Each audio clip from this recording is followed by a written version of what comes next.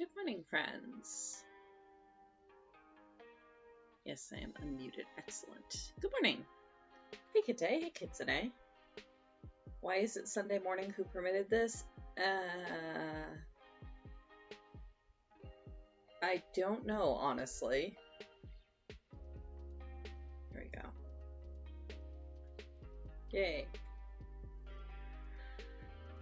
But also, I feel that. How is it already Sunday?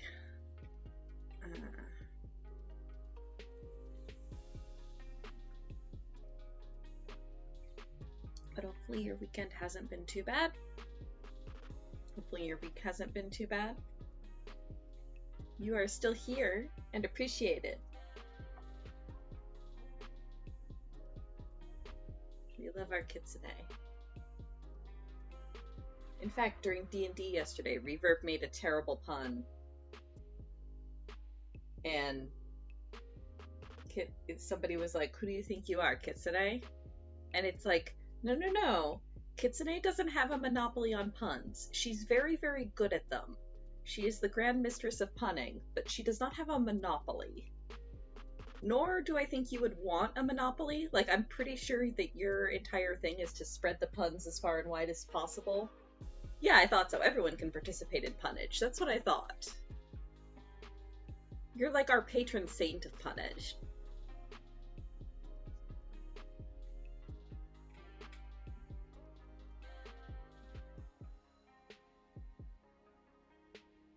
I'm trying to remember what the pun was. Oh, Randus had said something or other about power.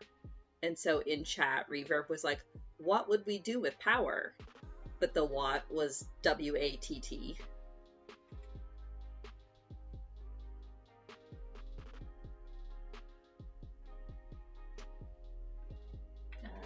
Let's see, what am I doing? Finishing this. There is white to do here.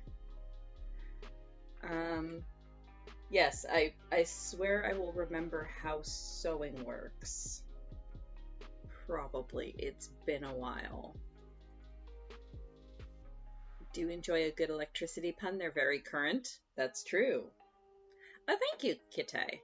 I actually had to redo this one yesterday because I took a shower and the rest of them were fine, and then this one chipped, like half of it chipped off in the shower, and I was like, are you kidding me?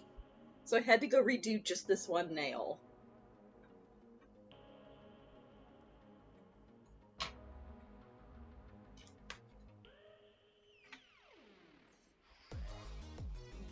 Totally awake crew checking in. I'm not asleep typing. You are? I am definitely sleep sewing. So,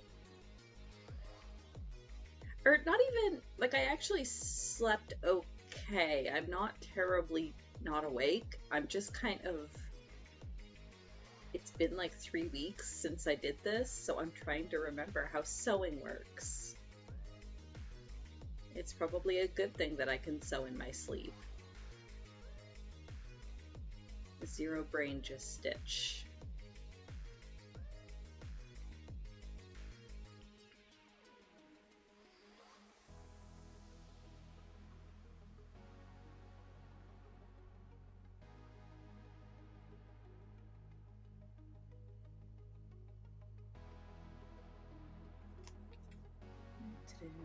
Man, I cannot believe it's been almost a year already, because so next week will be the anniversary of when I made affiliate, because it should be, if my math is right, when people start hitting their 12-month subs, which is insane to me.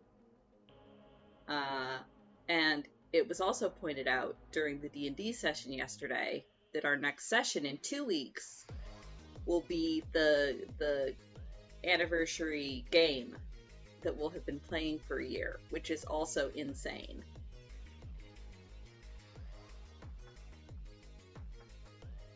Like, it's been a heck of a year. And it doesn't feel like it's been an entire year. Panic, picnic, both good choices.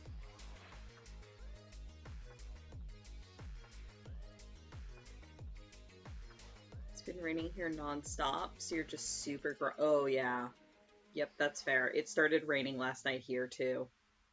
It looks like it's mostly stopped, but it is still pretty damp outside, so it may start up again.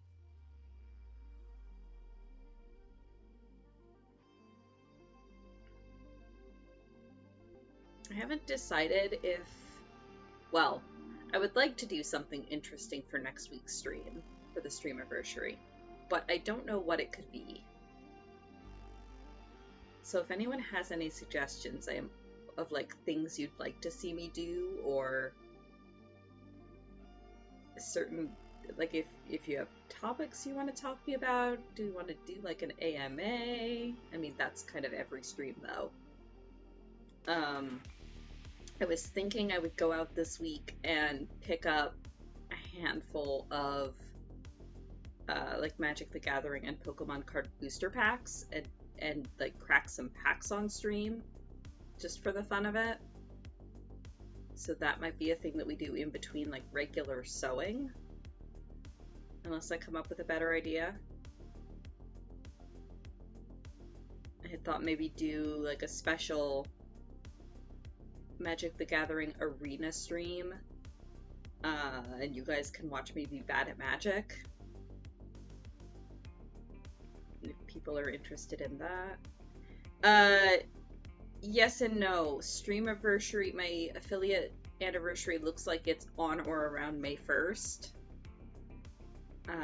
So yeah, pretty much. Or at least that's as close as we can tell, because I didn't write down the date. But my first couple subs are going to be hitting 12-month subs next weekend.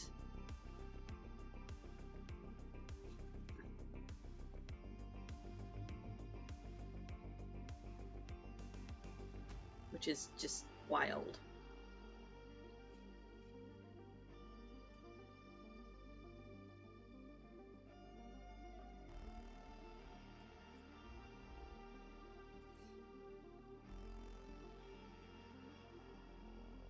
Yeah, I think Kitsune, I think you and Merlin are both set to hit 12 months.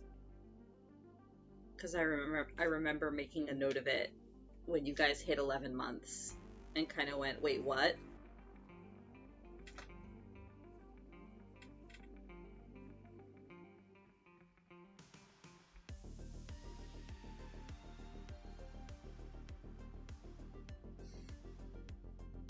Beep and or boop? Ooh. Both things. I choose to go with and. Good morning, Yalk. Hopefully it is slightly less rainy for you than it is for us in Randus. It's just very muggy and wet.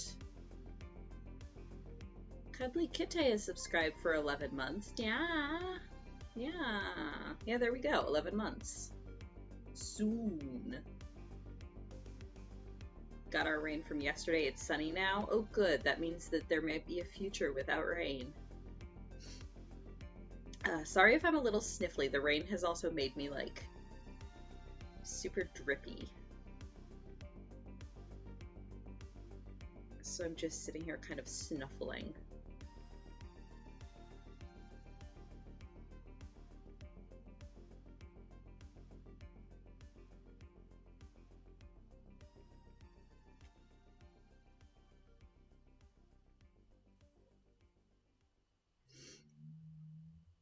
But I have tea, which is good. I had a donut for breakfast, which was also good. And I have an omelet sitting in the fridge for lunch, which is also good.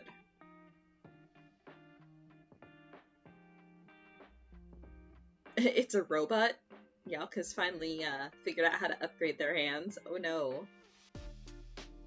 Concerns. Although I'm sure Miller will be thrilled.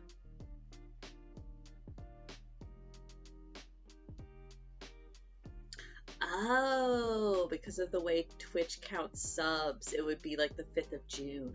Oh, okay. So like the 1st or 2nd of June. Oh, I didn't know that Twitch counted subs weird. Okay, so we've got a little more time to figure it out then. So early June, that makes a little more sense. Because I think I hit affiliate right around the time I got the new job, which would make sense. That was early June.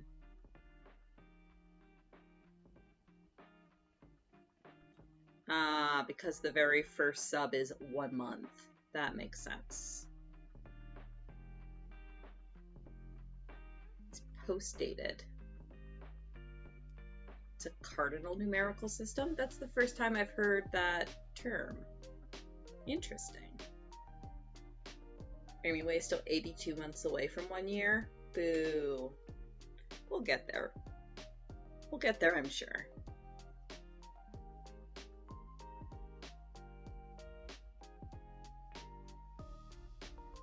I have no plans of going anywhere.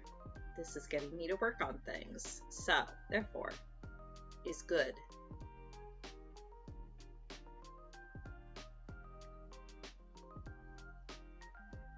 Cardinal as opposed to the ordinal. See, when you make that face, Kite, I don't know if you're actually giving me a fact or if you're messing with me. Because it could be either.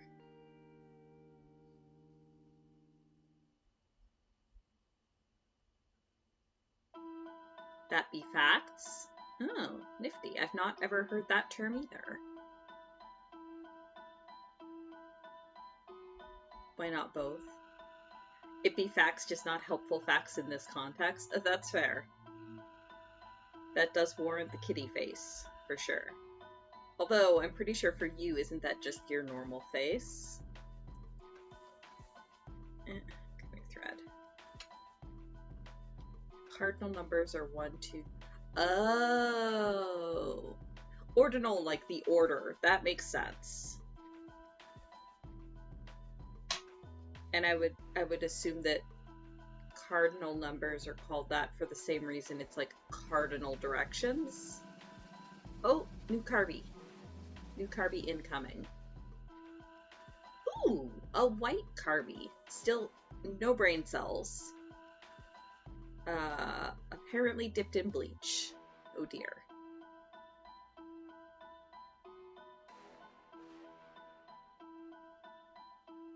No, Carby will never have brain cells.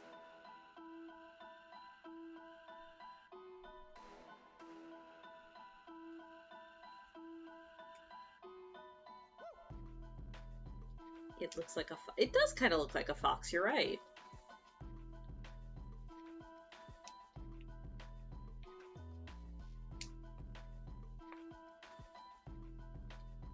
Come on, fabric. Cooperate here.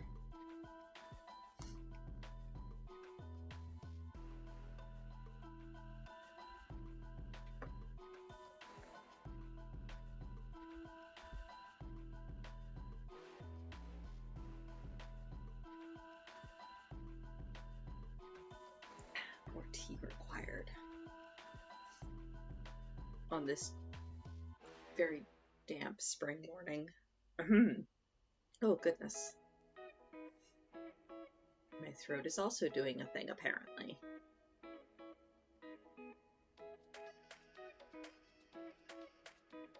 Alright, so we've got a little more time. We'll do some sort of a specialty stream the first weekend in June. I'll just have to figure out what that looks like. So any suggestions you might have, feel free to shoot them my way.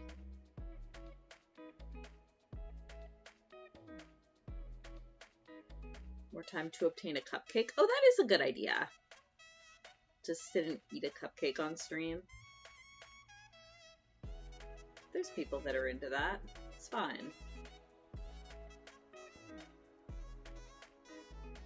We had Supervillain Carby.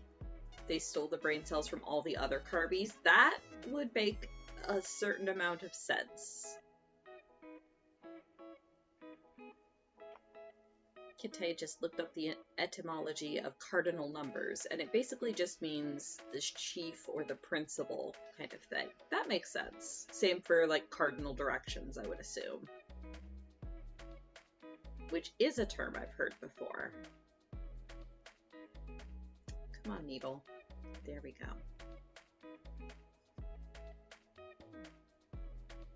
Don't need to eat on stream, but feel like having a cupcake would be celebratory. That is true. Acquire cupcake.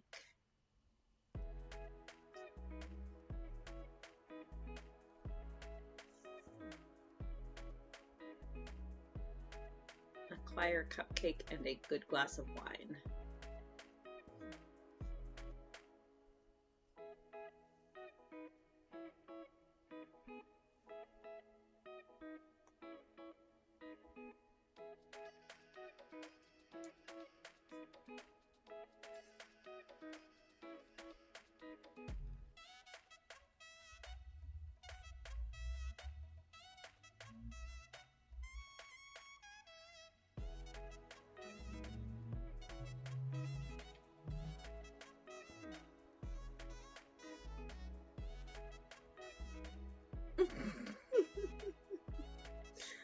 Oh, Kitsune, that's perfect. Etymology / entomology. The difference bugs you in ways you cannot put into words. That's a good one. That's honestly very clever, Kitsune. I like it.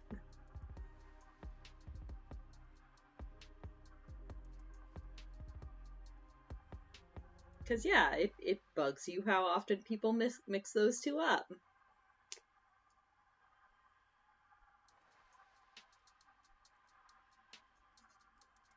I mean, yeah, it might be a fairly obvious pun, but it's still funny.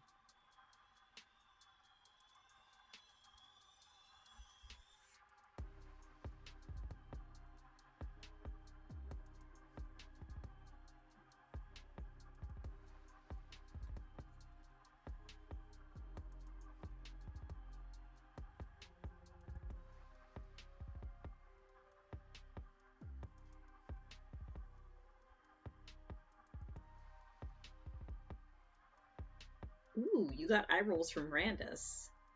That's an accomplishment.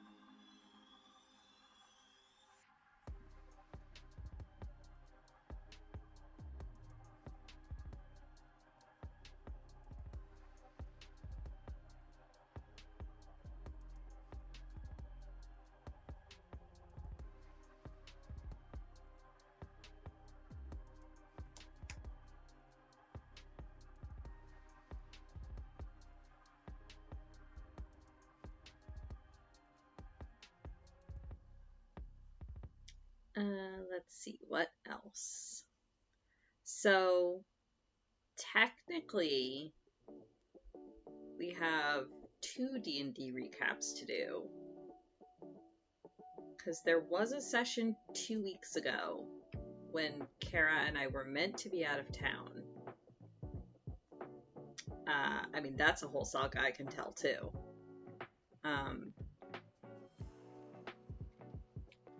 So there was a session 2 weeks ago, but Kara and I sat out of it because vacation, and also we were both just very heckin' tired. Lurk to finish painting, but you're punning with us all in spirit.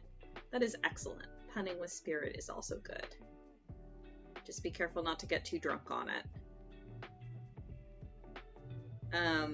Yeah, so I took a bit of a vacation from streaming because Kara and I were meant to be going down to the States to visit Yalk and my family and my new baby nephew, and I did finish the baby blanket in time.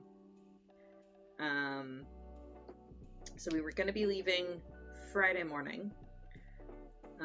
So we went Thursday afternoon to go pick up the rental car. And the rental car websites had said, like, hey, you need a credit card for, like, the incidentals hold. and it should match the name on the driver's license, but you can also pay with debit card. And we were like, crap, because I have a driver's license and no credit card, and Kara has the credit card in her name and no driver's license. So she called the rental car company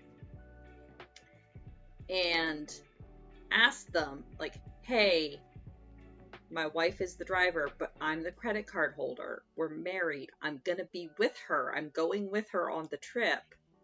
Is that okay? And the guy on the phone told her, yeah, that's fine. The name on the credit card doesn't have to match the driver's license. The credit card holder just has to be there. So we're like, okay, cool, we're golden. And then on Thursday, when we went to go pick up the rental car, we found out the guy on the phone had straight up lied. Or, like, the dude... So what had happened is Kara had looked up the number on Google for the actual location we were going to be picking up from and called that number. But apparently what happens, the guy at the counter claims, is that if he's, like, you know, outside washing a car or, like, not able to pick up the phone, it'll automatically forward to, like, the head office call center, which is based in the United States. And so the guy at the guy was claiming, like, oh, you must have spoken to a US rep. He gave you wrong information. Like, we absolutely have to have a matching credit card. And we're like, okay, that's really shitty, because at no point did he ever tell us that he wasn't at this location that we were specifically calling. And at no point did he ever ask, like, hey, do you need the Canadian... Like, if your policies are going to be that different, maybe train your call center employees or have a dedicated Canadian call center. Just a thought.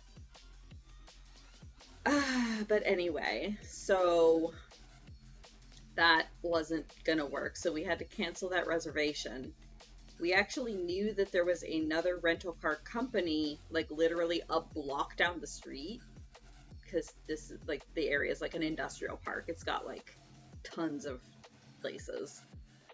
So we walked down to the other rental car place, and the lady there was like, yeah, it's policy. We have to have a credit card that matches the driver's license.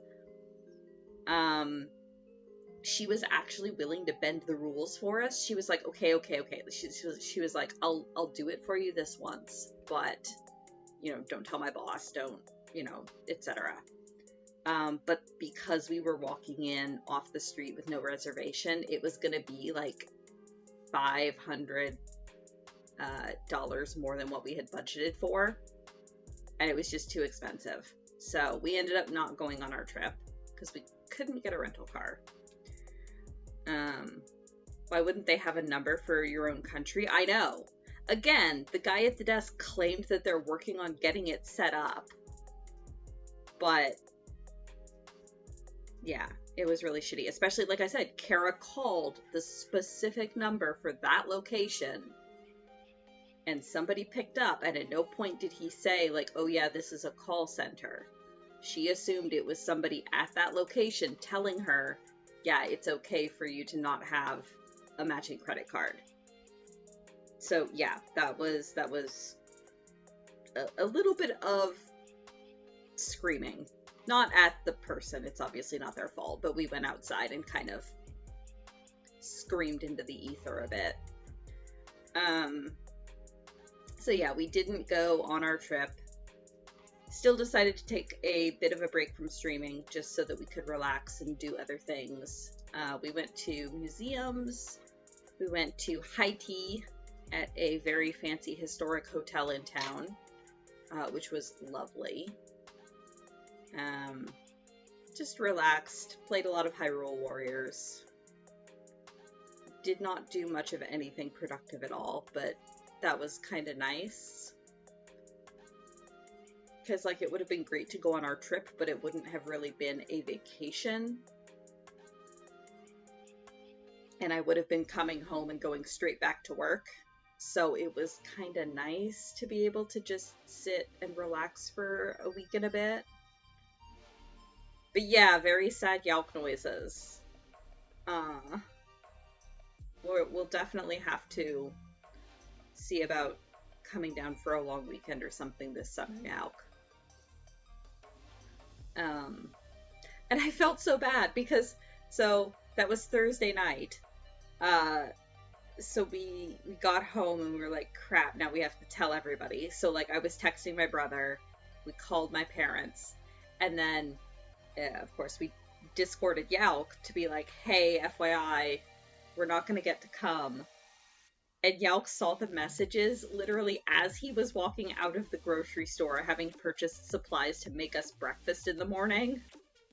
I felt so bad. Hopefully you're able to freeze some of that and make use of it, Yelk. I was like, oh no.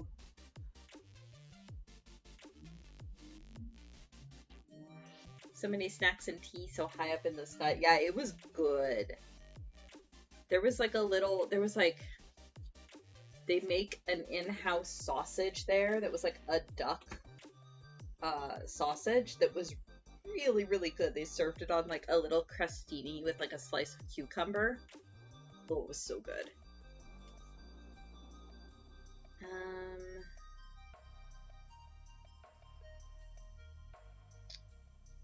That's probably not enough thread.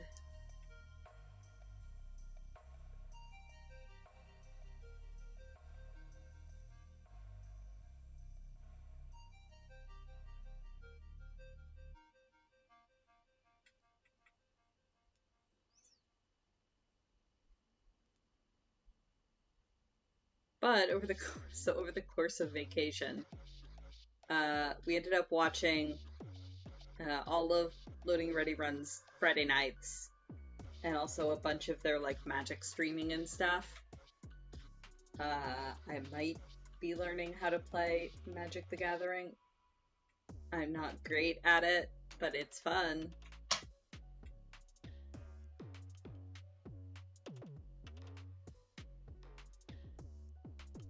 SJ got hooked. I mean, a little bit. It's very nice to be able to play online. There is a reliable web client for it. I don't think I'll ever really get into paper Magic. Like maybe at some point I'll see about signing up to do like a draft or something, because that would be fun. But as far as constructed, I have no interest in like hunting down singles and building a paper deck just for the sake of like playing at events when it's so easy to just do it on Arena. I'm definitely gonna be one of those casuals that plays much more digitally than I ever do in paper.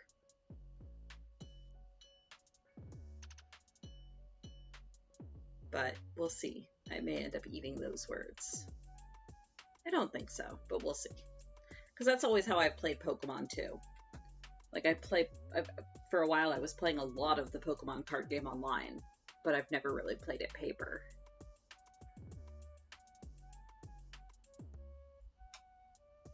Although I do actually have a deck.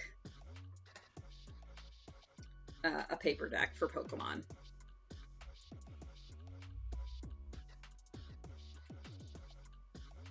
I've never really gotten a chance to use it because I don't know anyone else that plays paper Pokemon, but I have it.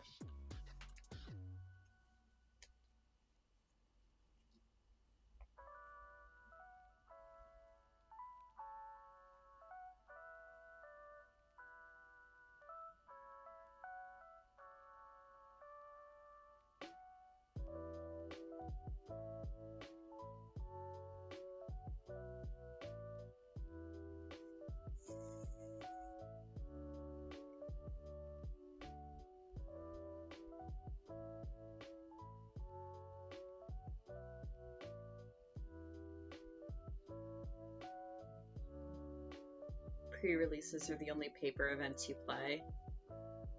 That makes sense. Paper at work with friends. Yeah, I don't know anyone at my workplace that would even kind of be interested in magic. Or the couple I can think of that might be the type of person to play magic are not the type of person that I would want to play magic with, if that makes sense.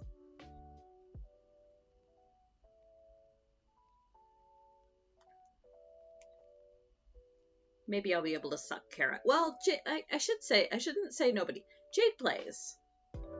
I don't know if she has like a full constructed deck, but she does play.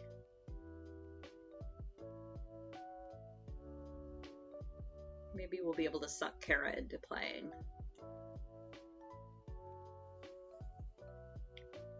I'm in a college. You guys literally have... That's true. I would have to look into the regulations around employees dropping in on student clubs, though. I'm not sure how kosher that is. But it wouldn't hurt to ask. That's true.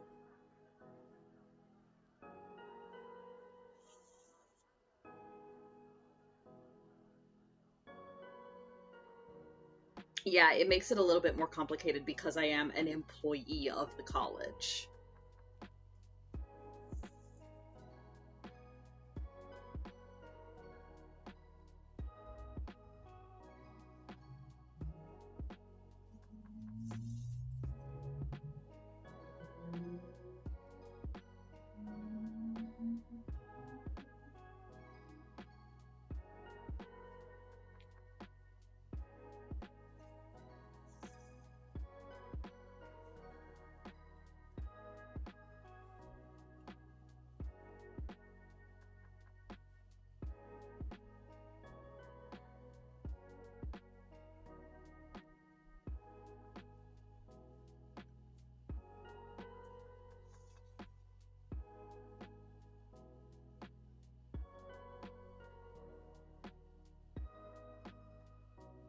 All clubs were part of the union, which was a separate body. It was fine. You just had to buy a union membership. Oh, interesting. We do have a students' association. So maybe ours are the same sort of thing. I'll have to take a look. It's not something I've bothered researching before.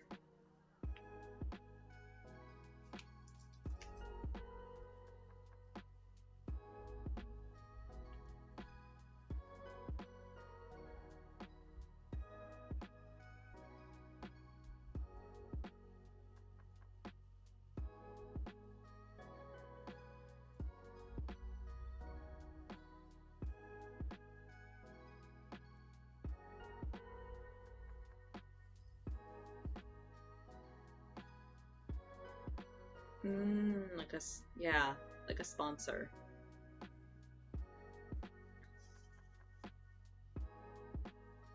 See that cat hair.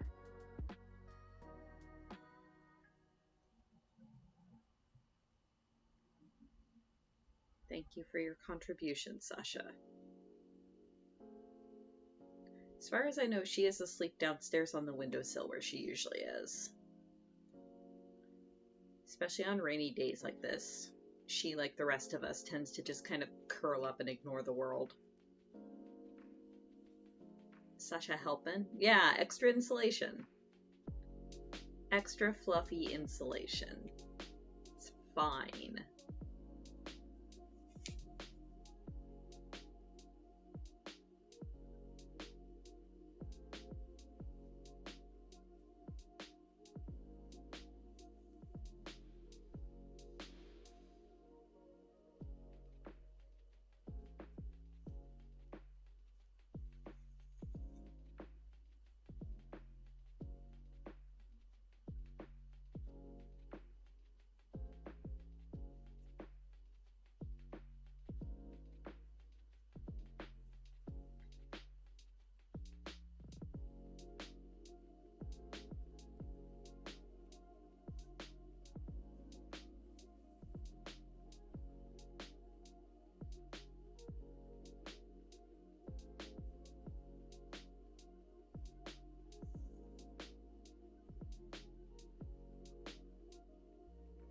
Miller is making upset moans that you're painting instead of cuddling him. Aww. Miller's life is so hard.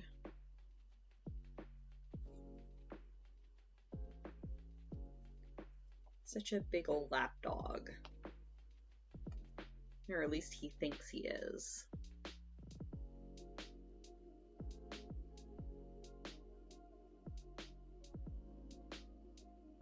I've always wondered, why did you name him Miller? Or was that a name he had before? Miller is not small enough to be a lap. Well, Miller is a German Shepherd. Miller is very large to be a lapdog, but that will not stop him from trying.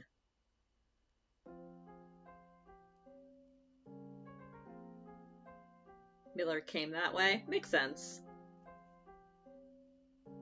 Sometimes, so Sasha was her shelter name too. Sometimes the shelter name just fits. We considered renaming her for like a day, and then we were like, nope, Sasha fits. That's her name.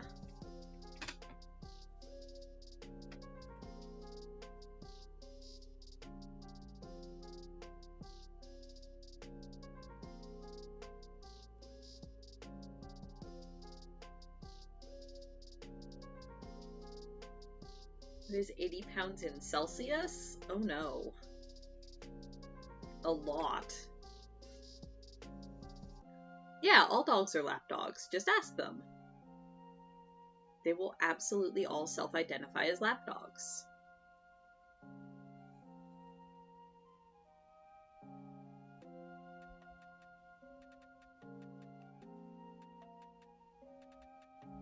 Make Hopebot convert freedom weight to science weight.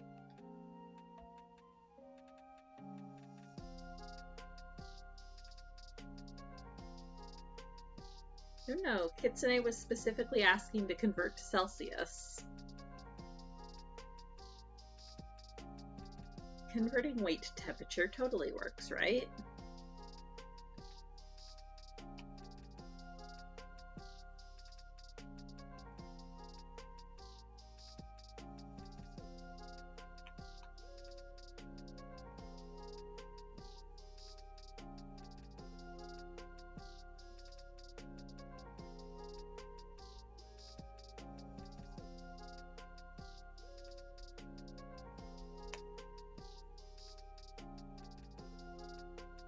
You can freely transform heat energy to mass.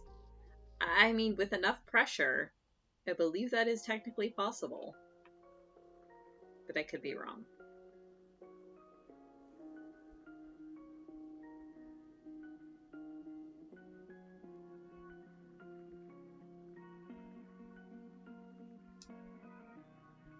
Like, isn't that the whole principle behind the Big Bang?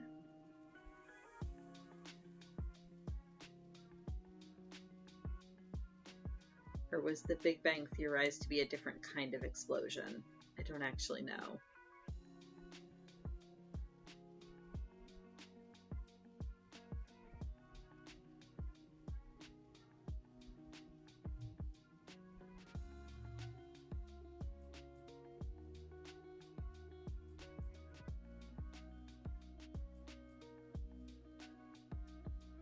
It's complicated. That makes sense.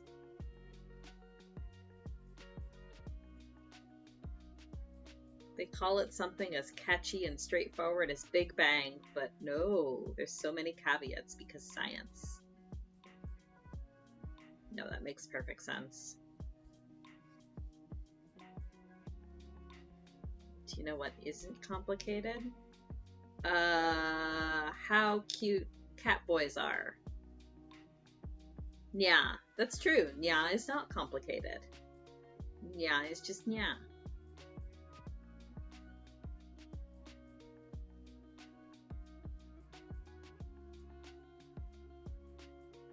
Yeah.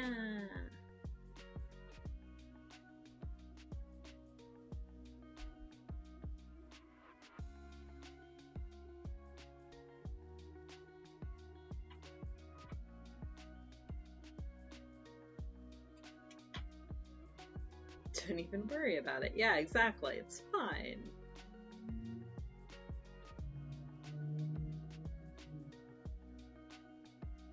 Yeah, thing is uncomplicated. Oh dear.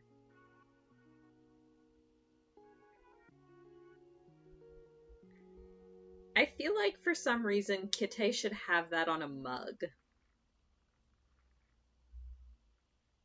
Just, yeah, thing is complicated.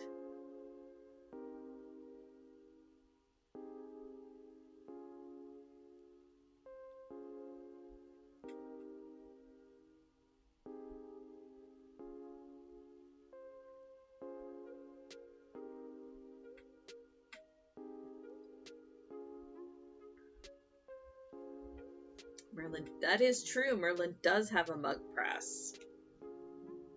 I can't imagine what shipping all the way to the UK is like right now, though.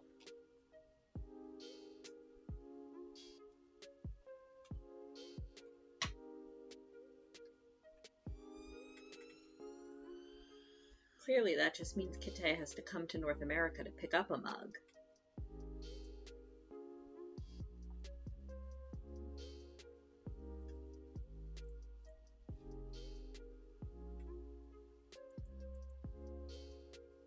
This week Yalk is sewing? Ooh, me too, Yalk. Wait, no, painting. Although you can paint on cloth. You can do both at the same time.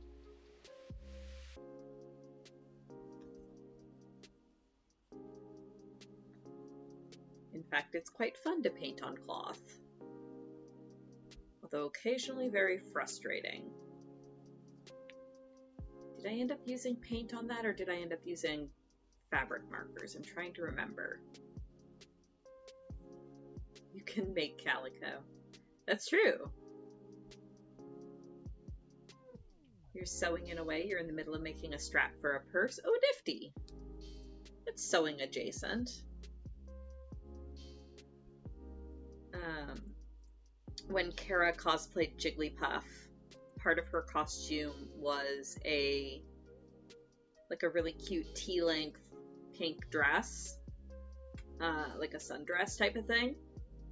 And along the bottom hem of the skirt, I painted music staff and the actual music notes for Jigglypuff's song. Which was really funny because we had a couple music nerds at the con stop and stare at her dress, and you could see them sight reading it and going, wait a minute. I'm trying to remember. I don't actually remember if I used paint and a brush or if I used fabric pens for that. I think I started using fabric pens and they were so annoying that I gave up and switched to painting with a brush, but I could be wrong. It was quite a while ago.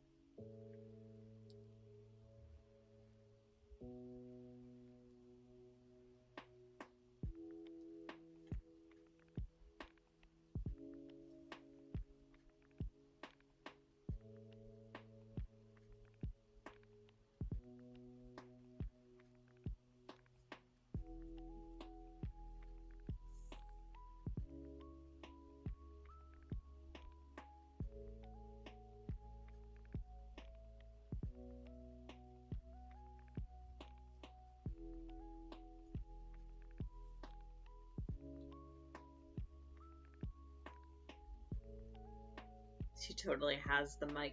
Yep, she did. We bought like one of those jumbo like foot-long Sharpies and stuck a microphone foam on top.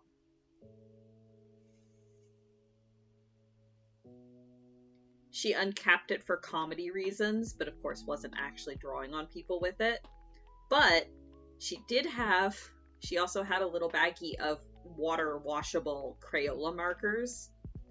And we had a couple people stop her and be like, I would totally listen to your song, Jigglypuff. And with consent, she got to draw on a couple people's faces with the washable Crayola markers. It was really funny. We went to a Pokemon photo shoot, and at the end of it, they were like, okay, anyone who gives consent, come into like the photo area, lay down as though Jigglypuff has just sang her song, and we'll take a bunch of photos. So we've got a bunch of photos of just a variety of Pokemon cosplayers flopped out on the floor. And Kara making super angry faces as she draws on them. It was so funny.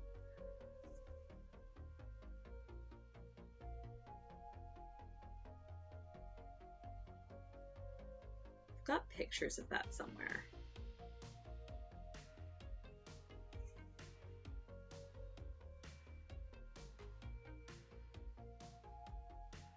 But yeah, that cosplay turned out really cute. Her wig was super cute. The wig was the perfect color, and our wig stylist, who's a friend of ours, actually got it to do the perfect little curl in the front. It was so cute. Potat pout, I know. Got pictures somewhere. Let me see if I can find them. Drop them in the Discord. I know this is high quality content. It's fine.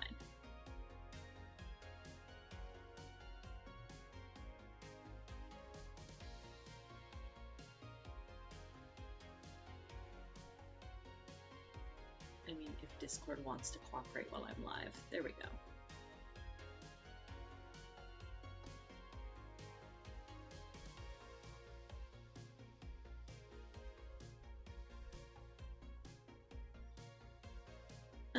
Let's see. What folder did those end up in? I actually just saw them yesterday, which is why they were top of mind. Because I was looking for something else.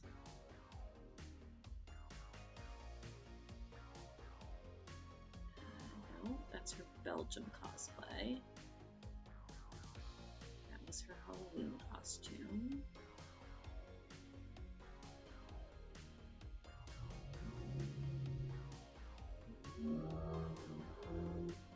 Goodness.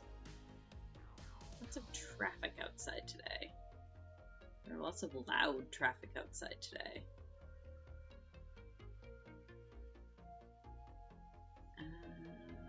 Oh, there it is.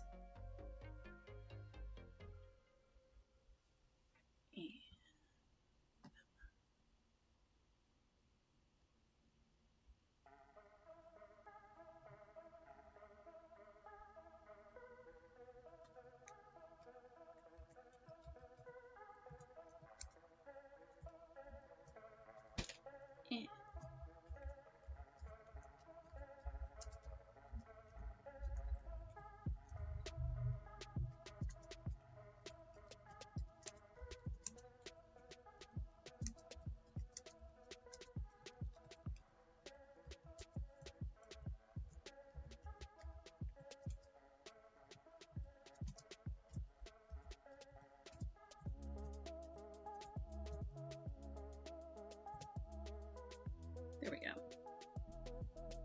I didn't lose my thread. So there you can see the music staff at the bottom of her dress. That was a pain in the ass to do. And then that wig was perfect. And also me being too lazy to wear a wig because I'm blonde anyway.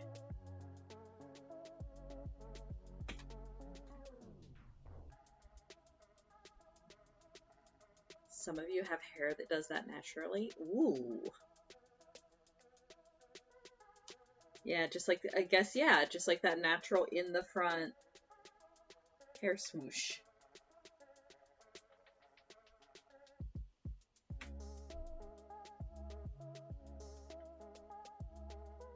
And then, I don't think I have, well, I probably have a picture of it somewhere.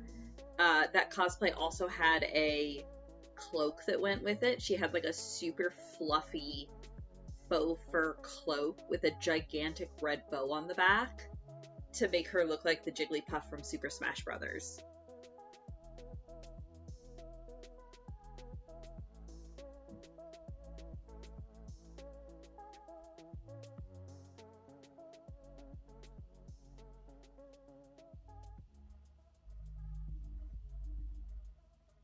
Because one of Jigglypuff's alternate costumes for Super Smash Brothers has always been just like a gigantic red, I mean, technically hair bow, but it's a Jigglypuff, so just like a giant bow stuck onto the back of the orb.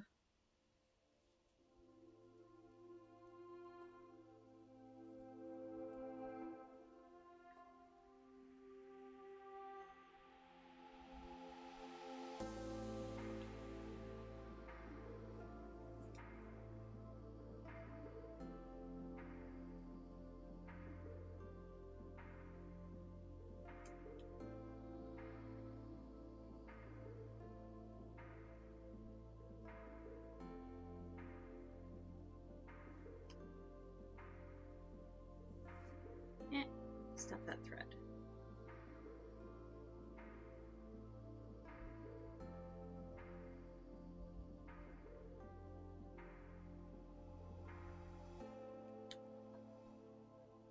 When your body and head are one in the same boat, and a belt are also a single item. Yeah, exactly.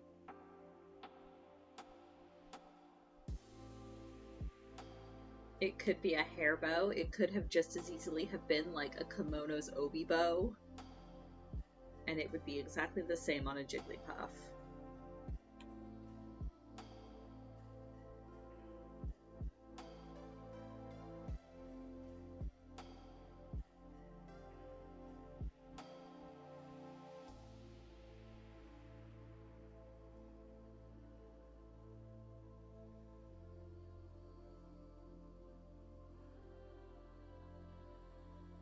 And yes, the ears for that costume were stuck onto a pair of headphones.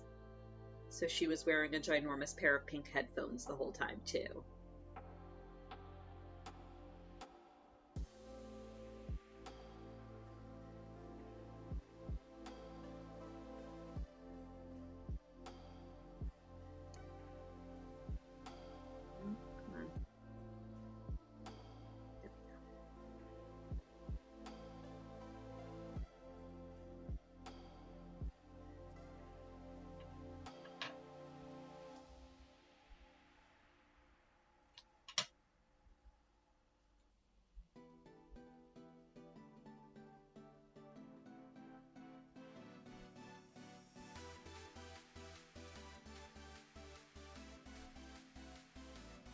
These days, if she was to redo it, she would probably just get like a pink pair of those cat's ear headphones. But those were not a thing at the time. This was quite a while ago.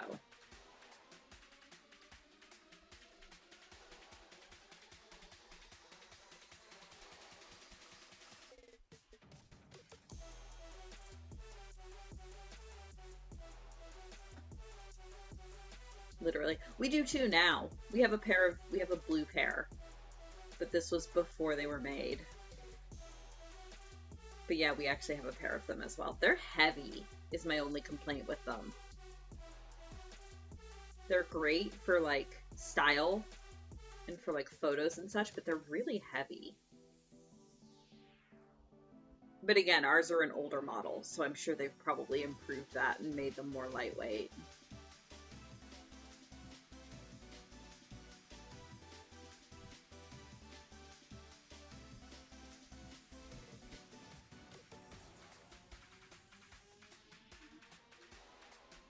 Nice cool ear pads. Oh, that's good.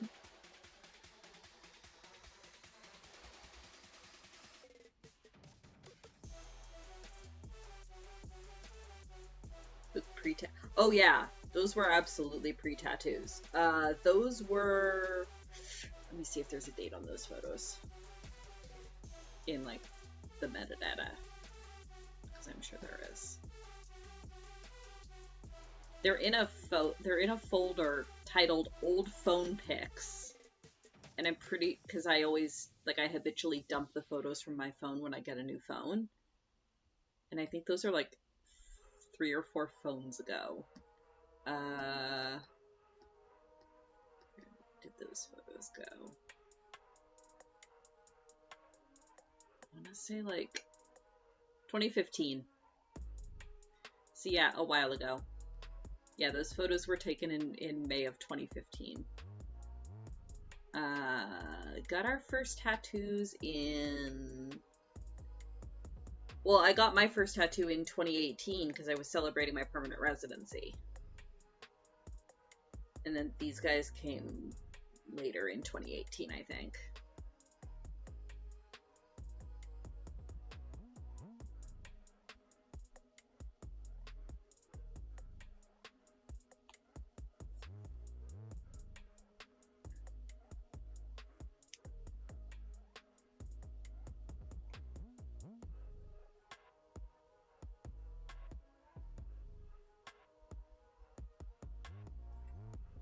Three to 4 phones in 8 years.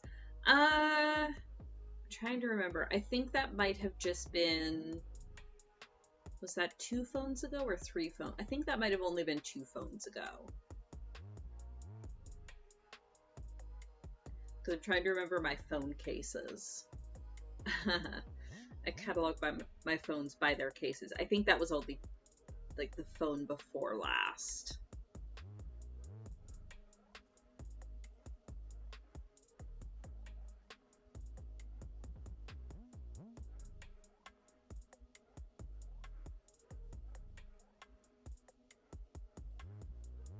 Was it just my last phone?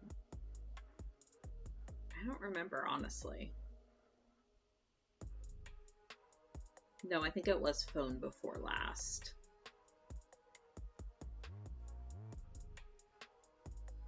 Because this one I've had for a while. This one I've had since... Well, it's got wedding photos on it, so I've had this one since at least 2019.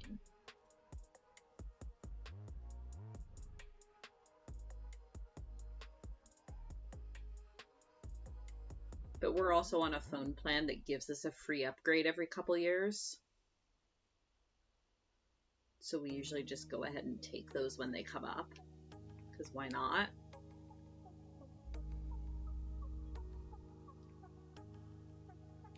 Yeah, come on. Come on, Mabel. Behave. There we go. No, not like that. There we go.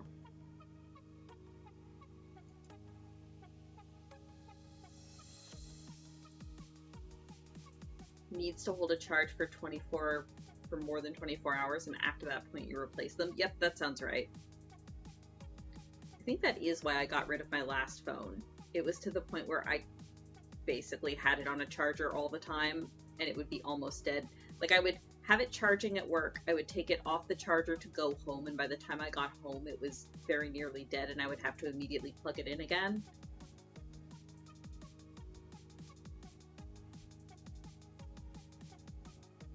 And at that point I was like, okay, screw this.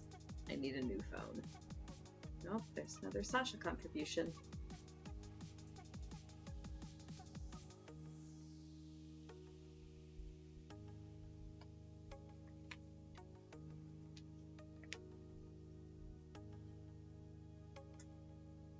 Come on.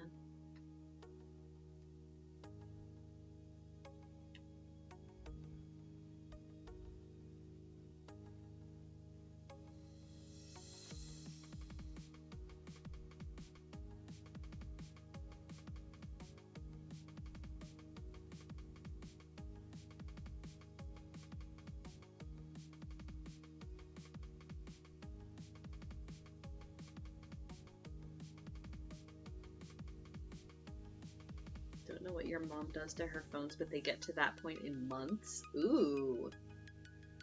Goodness. Yeah, what is she doing to them?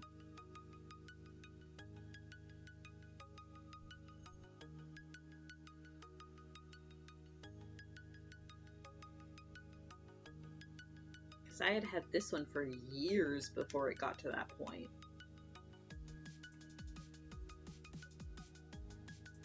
And actually, it's a known issue with Canadian phones because it gets so cold up here in most places that it just fries batteries.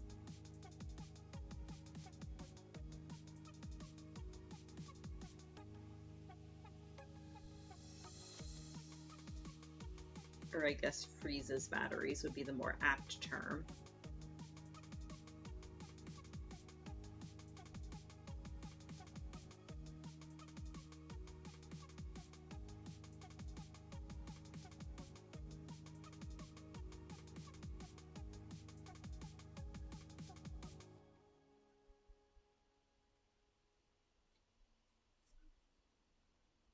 Letting a lithium-ion battery get down to 0% is a known way to kill a battery early. You should always charge it before it hits that point. Oh, interesting. Because I seem to remember hearing the exact opposite. That you're supposed to let it completely die. Huh. I never do, but I had heard that. That like, oh yeah, you shouldn't leave your phone on the charger for too long because that'll destroy the battery. You should always let it completely die. Oh, it's the opposite of the old. Oh, okay. So that is a thing with old batteries. Interesting. Okay. That's good to know. Thank you very much.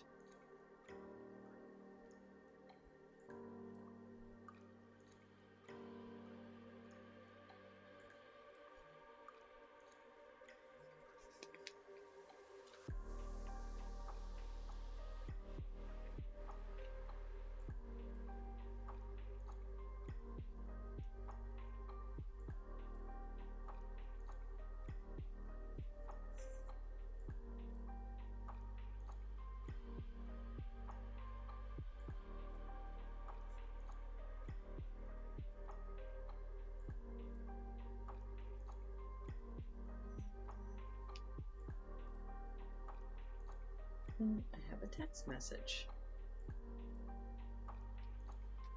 Is it from my wife?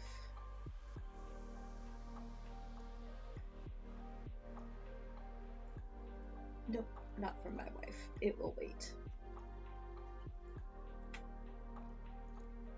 To be honest, these days the battery management software on the device itself takes care of most of that for you if you're talking USB charge things. That makes sense.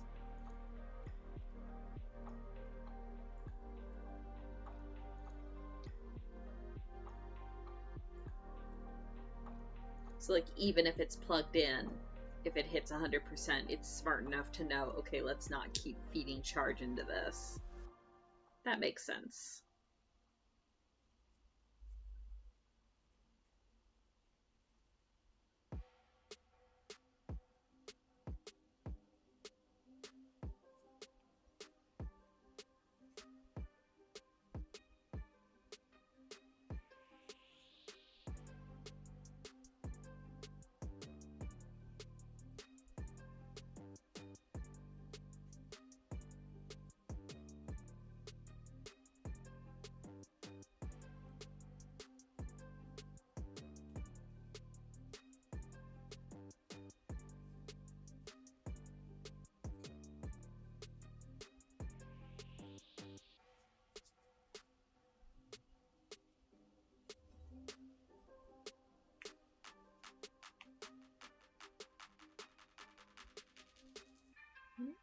Come on.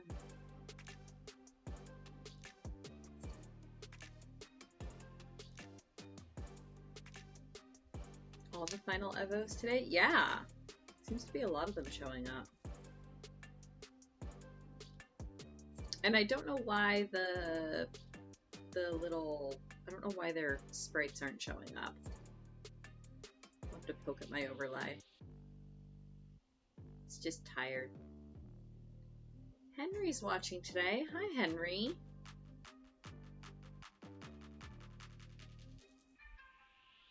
We'll hopefully have his baby blanket and other assorted gifts packed up into a box soon, since we didn't get to bring them down.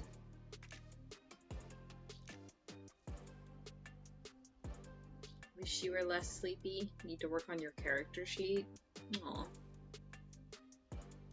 I mean, take like a 20-minute power nap? I find that tends to help. Except unless you're me the other day, when I laid down to take like a 20-minute nap and didn't set an alarm, and Kara woke me up 2.5 hours later.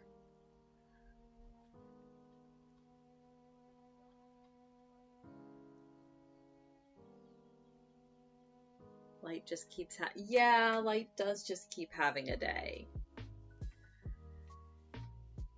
Which I guess brings us neatly into the recap times.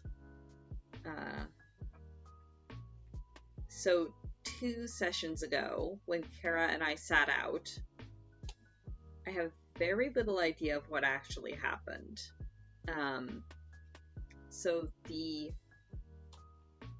we had finished clearing a bunch of orcs and ogres out of the shrine, so that hopefully the were-rats could go and reclaim it and leave the mine to its rightful owners, etc., etc.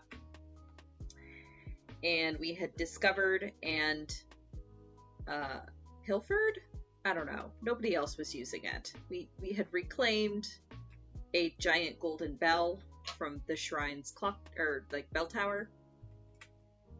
And that night, as we were settling down to camp,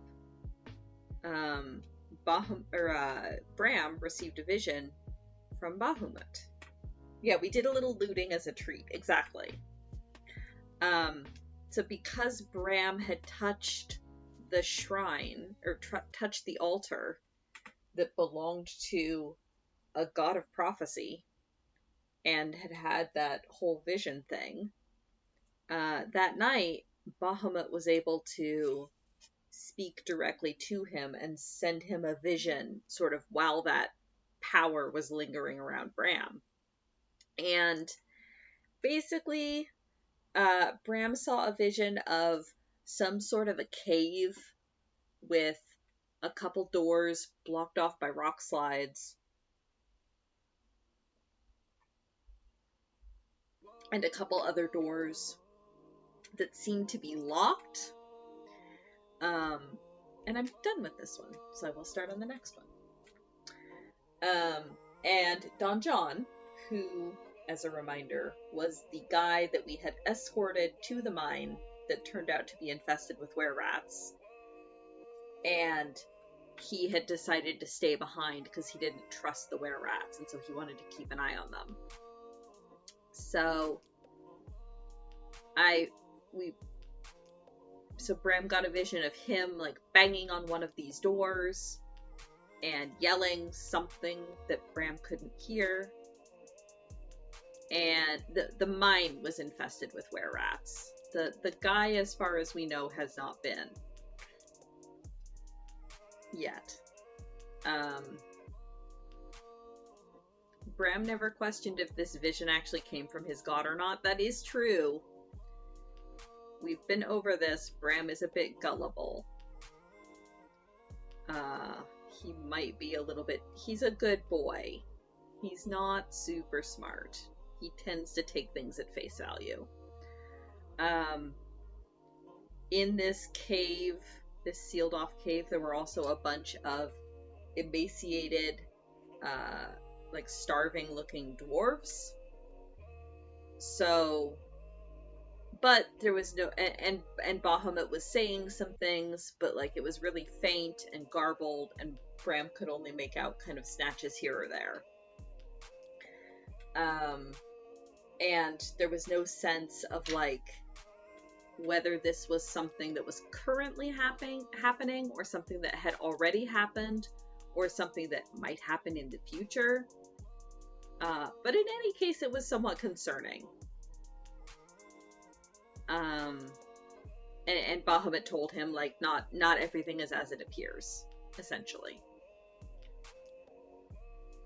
So, when they woke up the next morning, this was the session that Kara and I sat out, Bram told the rest of them about this vision, and was like, hey, I know we need to go over to the ranch and check on Big Al. We're much closer to that than we are to going back to the mines. But we probably need to try to hurry to go back to the mines because it seems like some sort of shit is going down, or will go down. Something is wrong back there, and we should go figure out what. So they actually decided to split the party.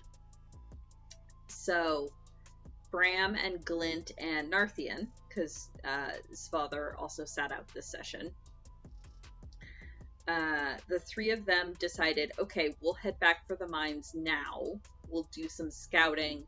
We'll try to come up with a plan so that by the time you guys catch up with us, we'll have some idea of what to do. And Phalar and Light and Merrick continued on to Big Al's ranch to check on him after the purported orc siege that his ranch had endured. Exactly what went on, I'm not sure. I know it involved a battle against some orcs. I know that Big Al himself is okay. His cow Petunia is okay, and apparently the party made friends with her. And they were given a literal butter skull, like a bull skull sculpted out of butter, to take back to the town master as proof of, yeah, we went and checked on Big Al, he's okay. Kite, Randus, if either of you wants to add some details to that, yeah, that was kind of my reaction to Kitsune. It's called Butterskull Ranch.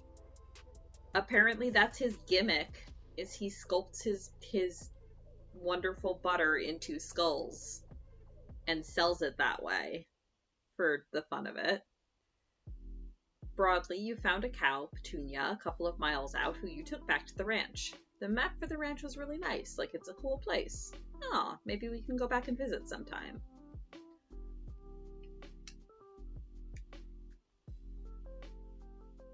I'm glad you were able to rescue Cow. The party attempted this thing called stealth, probably made easier by the fact that Bram was not there.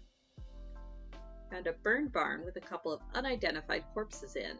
Oh dear.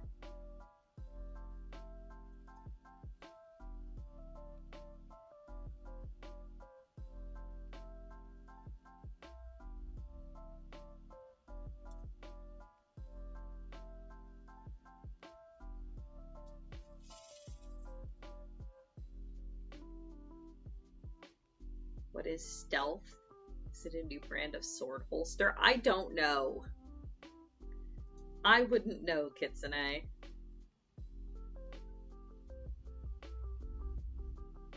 My clumsy centaur in full plate armor has a disadvantage and -1 to stealth, so I would not know. Bram has not managed to stealth in his life. I don't think. The building itself had some partying orcs, which Light attempted to count and indicate friend-foe by turning invisible, climbing the walls, and looking in through the windows, then using druidcraft to make bird calls. Ooh.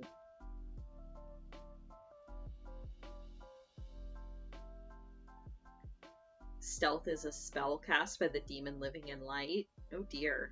Is that confirmation of something there, Randus? Light does not yet realize that using druidcraft makes them visible again. Oh no. Yeah, apparently Light has a new trick, which is turning invisible. I'm sure it's fine. And not granted to them by nefarious powers whatsoever.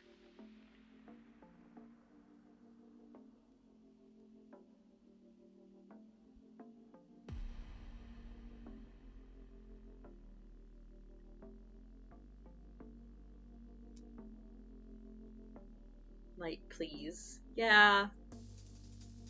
There are lots of demons inside all of you. I mean, that's fair, I suppose. The party finds a storm cellar with sound inside, in which we find Weird Al. Wait, no, Big Al. Oh dear. Now I'm just imagining a fantasy D&D sheriff, but with Weird Al hair. Also, the cellar has a large number of bull skull-shaped butter blocks. Oh dear. Amazing. I love that that's his chief export. I love that the man has decided on a marketing gimmick and is leaning into it. Good for him.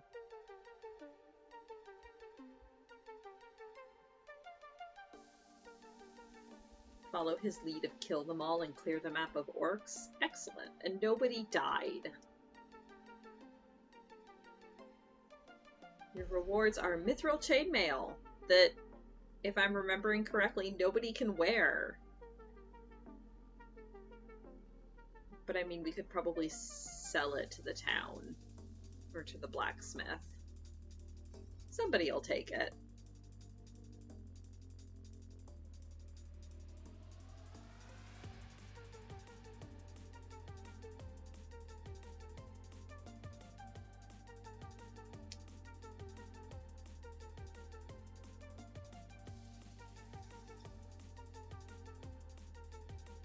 can wear anything. You may not be able to wear it effectively. I mean, that's fair.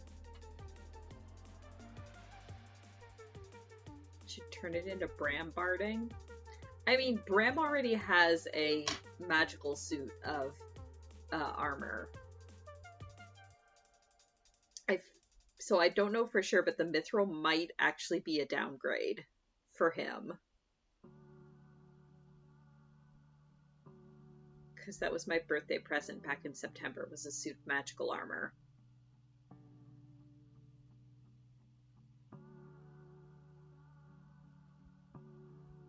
The party failed to actually, you know, ask Al about taking in the prisoners, which he might be willing to do given his normal help for presumably the corpses we found earlier. Oh, that's a good point.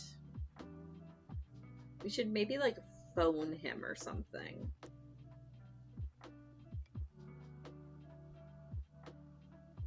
Send a messenger pigeon, perhaps.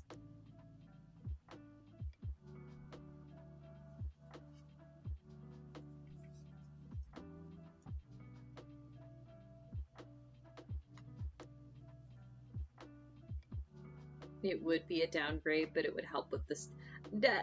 Look, I don't think anything is going to help with the stealth issue. He would still have a -1. Also, isn't Mithril Chainmail still heavy armor? So he would still have disadvantage. Or is chain medium armor?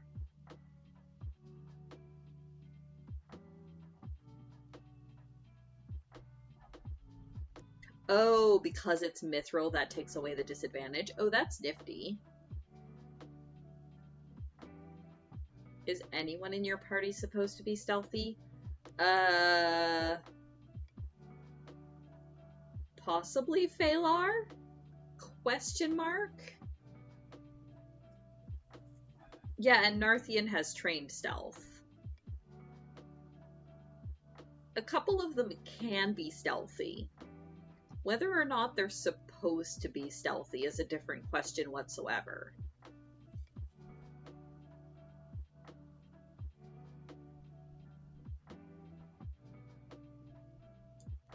The plan was to see if the smithy could turn it into a chain shirt. Ah, okay. That makes sense. Because then a couple people would be able to wear it. That makes sense.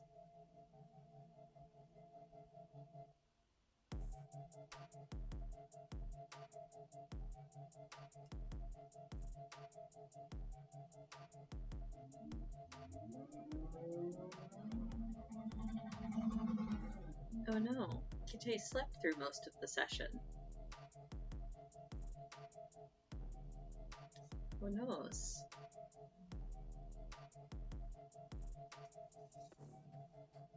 But clearly the important part is cow friend. And butter.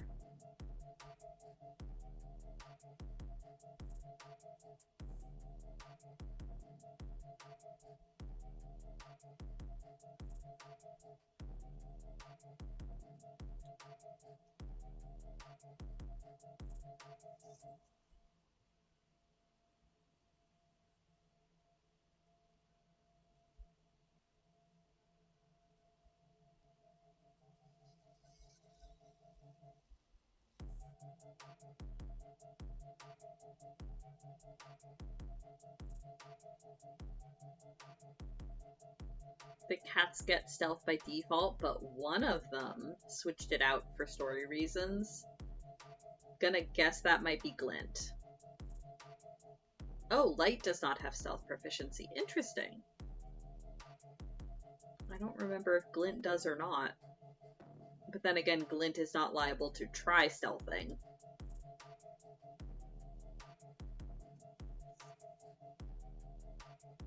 Oh, it was Light? Nifty.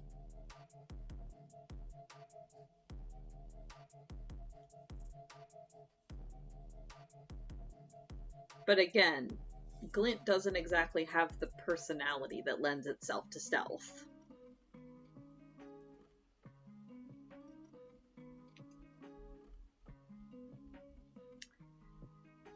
Yeah, so then after taking care of all of the orcs, I believe, and being given, can imagine Glint trying to stealth to get a shiny. That is true. That's fair. If she saw an unattended or lightly attended shiny, that is a fair point. So after being given the mithril armor and the butter, Phalar and Merrick and Light set off to go back to the mine and catch up with the rest of the party, which they had done. And in the meantime, Bram and Glint and Narthian, probably honestly mostly Narthian, had done some scouting and discovered that there were 2 back entrances. Well, 2 more. There are 2 other tunnels kind of going into this same hill around on the other side. But there's not any indication of if they actually connect into the main mine network or not. Just that there's 2 other sort of entrances into the hills. And then the main entrance, which is over on the western side, that actually has patrols that go around and guards that keep watch on it. As far as we could tell, there weren't guards or watches kept on the other 2. But instead of trying to stealth our way into one of the back entrances, as might have been smarter, after a little bit of discussion, and very much Bram's lead, Bram was like, because we've been over this, Bram is gullible. Bram takes things at face value and tries to think the best of people until they prove otherwise. And so Bram's idea is, well, we've kept up our end of the bargain. We cleared out the orcs that had invaded the shrine. The rats promised that they would go home after we did that, and we've done that. So now the rats will go home. So let's just go walk in the front door. Yeah, exactly. We had no concrete evidence they're gonna betray us. So the plan was just, let's walk back in the front door and let them know, like, hey, you're free to return home. We have held up our end of the bargain, and we can help you move if you need to. Is there anything else we can do to assist you? You're good to go home. So we walked right in the front door. So many smarter choices all over the place. Yeah, no, fully. But again, from the character's point of view, we had no reason to think they weren't going to keep their word, and Bram wants to think the best of people until proven otherwise. And I believe Light does too. And Phalar and Merrick and Glint didn't say anything. The other kind of side note is that Svother is stepping back from the campaign for a little bit. So Narthian will still be around, just probably extremely out of focus. So for this particular session, Narthian decided, I don't like that these were-rats are around. This is super shady. The dragon's still in the area.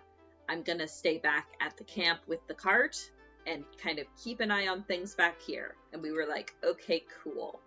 So Narthian stayed at the camp, and the rest of us headed over to the main entrance to the mines where we had gone in before and kind of waved at the rat sentries and went, "Hi, we would like to talk to your leader again. We have kept our end of the bargain and you're free to return home."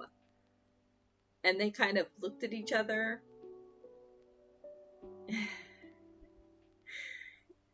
Yeah, my god said I shouldn't trust these rats. Let's give them the benefit of the doubt anyway. Yep, pretty much. I told you, Bram's not smart. So the rats escorted us back into the main chamber where we had met with Zelene, the leader of the were-rats, before. Bahamut facepalms so hard Tiamat hears it. Yeah, maybe not wrong. Maybe not wrong. So we told Zelene the good news that the shrine is now emptied of orcs. And Zelene went, oh, well then. You are entitled to your reward. So she sent one of her rats off to get the sack of rewards that we had seen earlier. And she was like, well, do you have proof? And we were like, yes, we have the bell from the shrine tower. It is back at our camp. Our companion Narthian is there standing guard. We can escort you out to see it if you want. And Zelene was like, no, that's okay. I'll send one of my boys out to take a look at it. And we're like, okay, cool. Let's give you a passcode so that Narthian doesn't shoot you on sight. We gave him some sort of a like a reference thing, probably in Sylvan, so that Narthian would know it was from us. And off that rat scurried. And while we were waiting, Mint informed Glint that, hey, there's more people coming up behind us, like coming up the corridor that we had just come through. And Glint is suspicious because Glint is somehow inexplicably smarter than Bram. And nobody even tried to hear what she was saying to the other rats. Yeah. Look, again, Bram's not smart and neither is SJ. That's why I play this kind of character. So Glint was suspicious and didn't really. Glint had a bad feeling, so she went to try to cast Silent Image back down the hallway. I guess to try to like decoy the rats, or I guess maybe startle them into doing something was her idea. But she still had to do the verbal and somatic hand-wavy components to the spell. So as she was starting to do that, like stealthily using sleight of hand, one of the rats, one of the ones that had escorted us in, saw her and was like, hey, what are you doing? And grabbed her hand. And then tried to bite her. And at that point, all hell broke loose, quite literally. Because were creatures trying to bite people is not nice, guys. But yeah, at that point, all hell broke loose, and we rolled into combat with these were-rats. It was fine.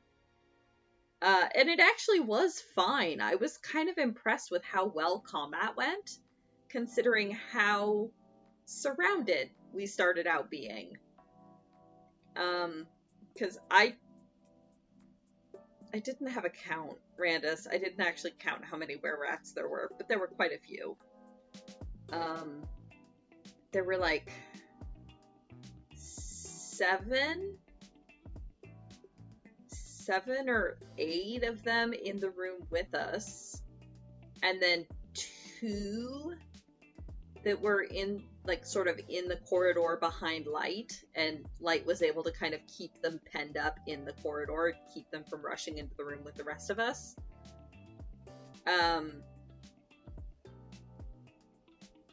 And we realized Light realized very quickly, that physical damage was not working. Like, Light punched a couple of them, and they took no damage, and shook it off completely. And Phalar tried to booming blade one of them, and the booming part took, but the blade part didn't, and just kind of bounced off. So the whole party kind of very quickly realized, like, oh shit, they only take damage from magical sources. Fantastic! A couple of them started off in human form, and use their first turns to switch over to like the were-rat turn.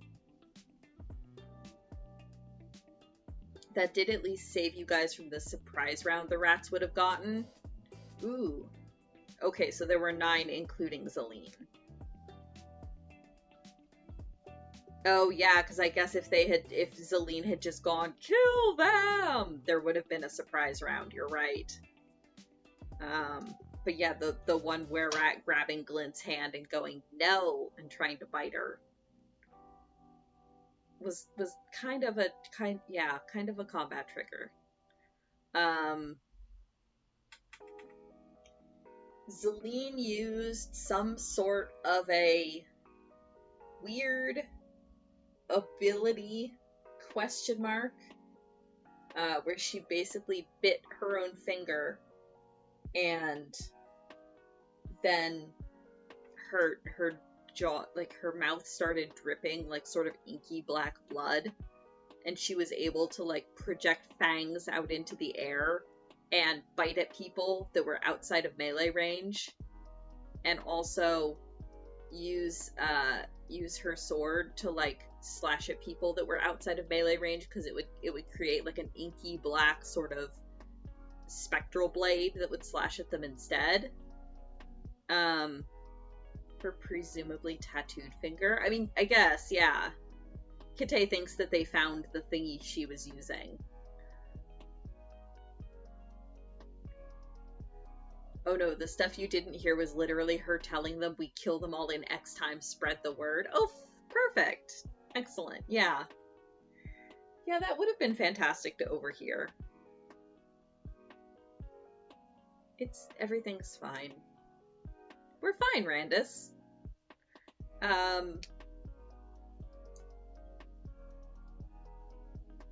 99.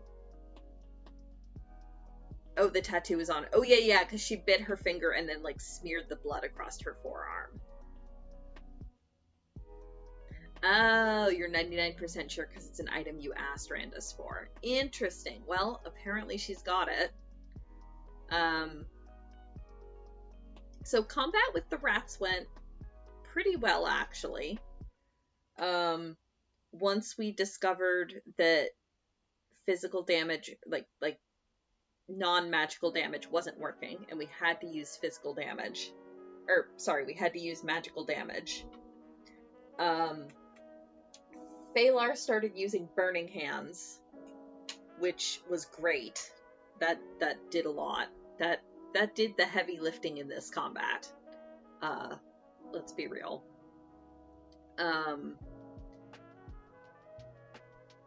Bram missed a bunch of times with his sword because I could not roll double digits to save my life. But first round of combat, we found ourselves surrounded by a lot of rats.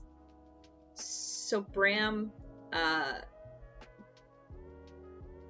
used his channel divinity and used an ability called the Scale Lord's Howl, where he basically let out a dragon roar, and everybody in here, well, all the enemies within hearing range had to make a saving throw or end up feared. And about half of them failed, which was awesome. About half of them failed, including Zelene, which was great. So fear means they could not voluntarily move or could not willingly move closer to Bram. They had disadvantage on all of their attacks when they were within line of sight of Bram. It was great. It worked well. The Dragon Breath could have also done a lot of damage. Yeah, it's true. But I hadn't had a very good track record with the damage rolls on that for the past couple combats where I've used it, so I decided to mix it up and try the other one. And I think the fear worked out pretty well for us. Yeah, light has very few ways to consistently do magical damage, because most of the time correct me if I'm wrong, Kite, most of light's magic damage requires key points, and key points are very much a finite resource.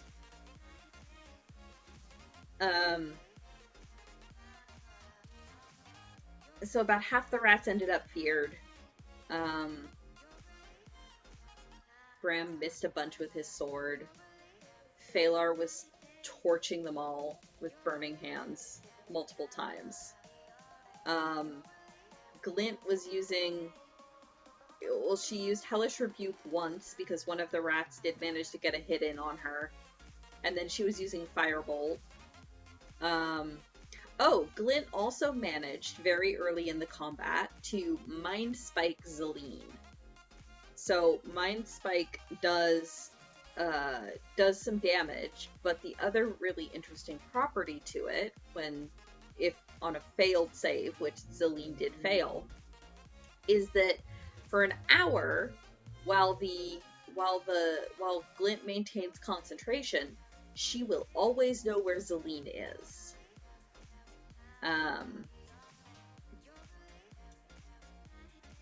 So that, and Zelene failed her save, so for the next hour, or unless Glint loses concentration, she will always know where Zelene is, which is good.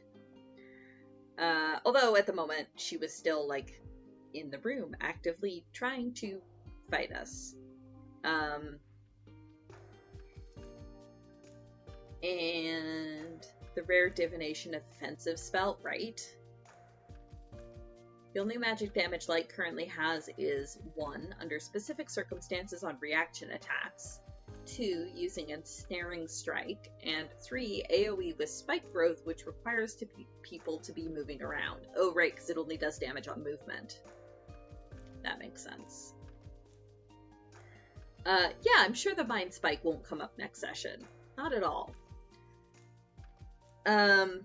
Light, meanwhile, was kind of keeping the 2 were-rats up in the corridor occupied, but as Kate has mentioned, they have very few ways to actually damage them. So, at one point, once we had managed to clear out a few of the were-rats down in the main room, Light actually bolted down through the door, slammed it shut, and then leaned against it to sort of trap those 2 rats out in the corridor. And hopefully, delay them a bit.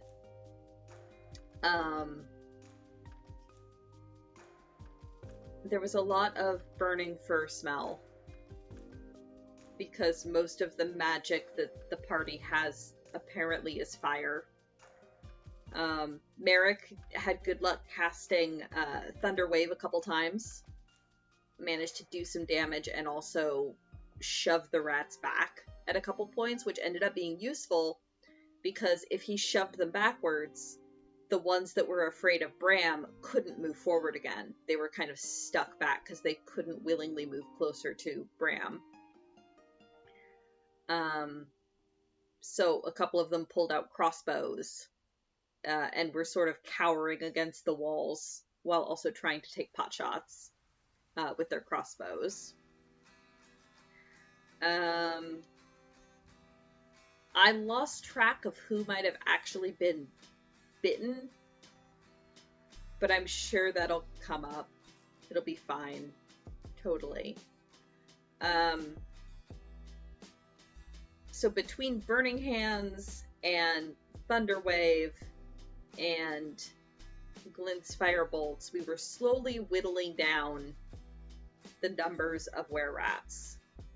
So at one point, Zelene apparently decided, fuck this, and took off. And as she was running away, hey Kuma, welcome. We are in the middle of D&D recap. We're fighting a bunch of were-rats. Everything is fine. Oh, every party member was bitten at least once. Fantastic. I'm sure that'll be fine. Yeah, were-creature bites are well known to never be an issue. An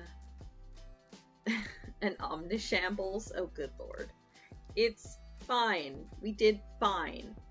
So as Zelene was trying to flee from us, several other were-rats sort of ran into the room, but they were like,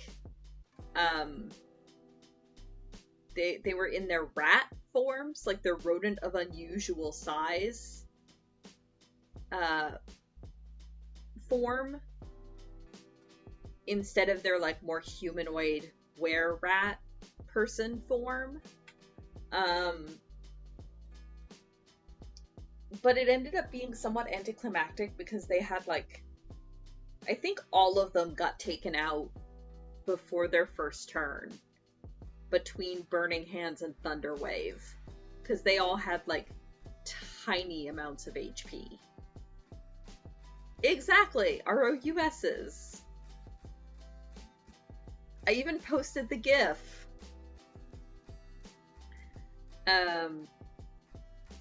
But yeah, so we took those out in fairly short order.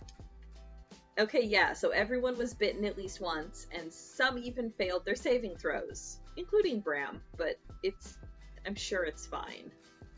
It'll be fine. A were-rat centaur won't be a weird problem at all.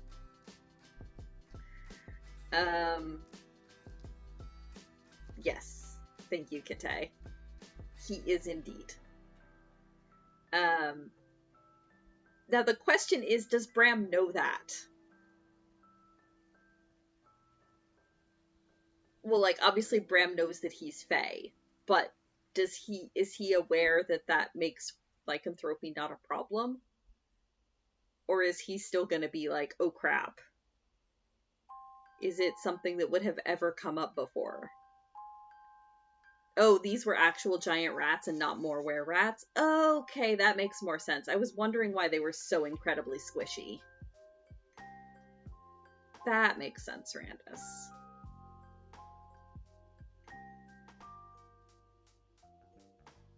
So, yeah, spoilers. Bram is perfectly fine.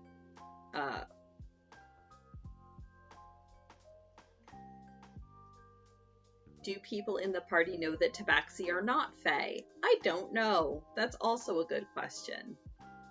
Yeah, I think you did ask me that question, Randus, and I still don't know the answer. I think maybe he does, because, like, he's traveled enough. And, like, he's very much a storyteller and likes collecting stories. I imagine it probably would have he probably would have come across at some point the tidbit that Fae creatures are immune to lycanthropy. So he probably does know that.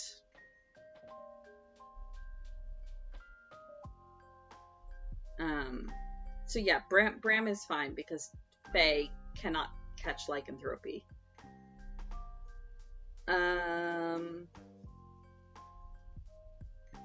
Yes, so we took out the giant rats. We took out the last couple were-rats. The ones that had been sort of wrestling with light over the door finally managed to break their way through. The tale of a fellow centaur that was bitten by a werewolf. Yeah, something like that. I feel like he would have come across it at some point. Especially since he is a centaur and would kind of gravitate to, oh hey, this story's about a centaur. Neat.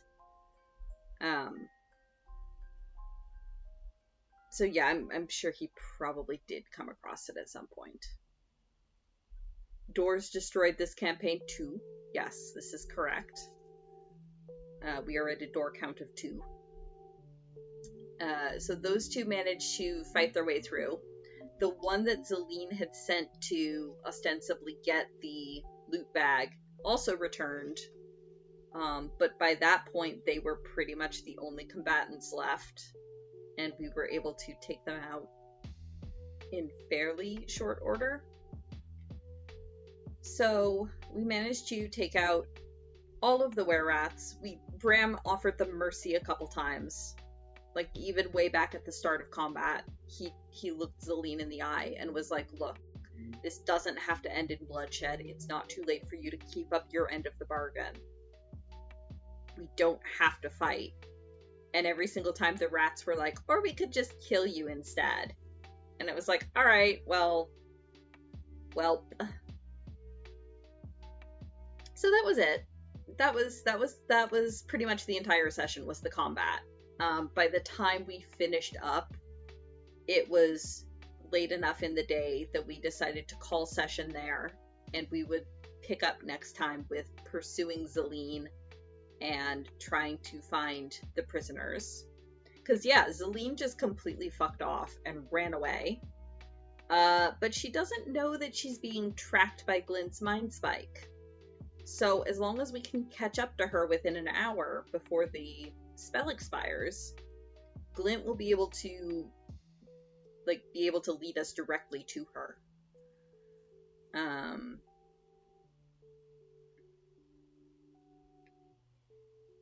So yeah, we'll pick up next session with pursuing Zelene and trying to find the prisoners. Hopefully they still live. And various cleanups and aftermaths, and a whole bunch of lycanthropy tests. It'll be fine. Totally fine. Absolutely fine.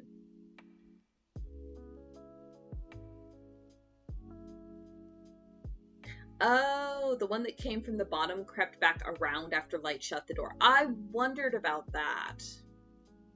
So wait, the one that Zelene sent off after the loot bag is unaccounted for. And also the one that she sent off to talk to Narthian. Which, it seems that we set Narthian up to 1v1 a were-rat, but I would bet on Narthian in that fight. So I'm sure she's fine.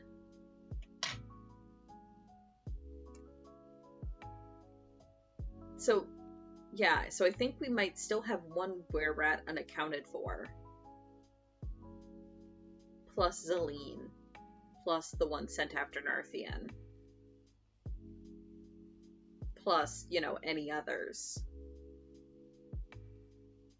Oh, okay, so he was the one that Mint then heard coming up behind. Okay, that makes sense. Thank you for the clarification, Randus.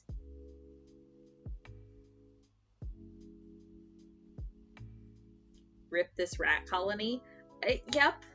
Again, Bram tried. He gave them multiple opportunities, and even, when Zelene ran off, he looked at the remaining ones and was like, look, your leader has run off. You don't have to fight. And they kept fighting anyway. So. Narthian can 1vn were-rats, assuming they start 50 feet away. That is true. Yeah, the one sent after Narthian is full of arrows. That tracks. That makes perfect sense. Good for her. How do you test for ratanthropy? That's a good question.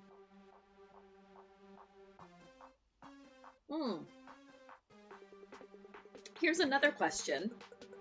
And Randus, whether you want to actually give me an answer or make me test it to see, it's up to you. Bram can expend 5 points of his lay on hands pool to cure a disease. Does that include lycanthropy? Or will Bram have to try and see? I need more papers. I don't know how much lycanthropy counts as a normal disease.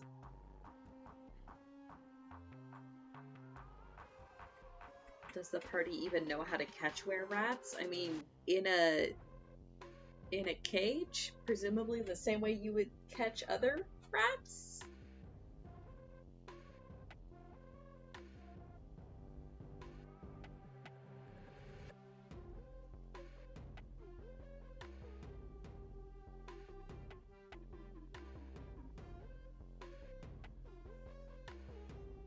But yeah, everything was fine. Okay, so it doesn't count as a disease.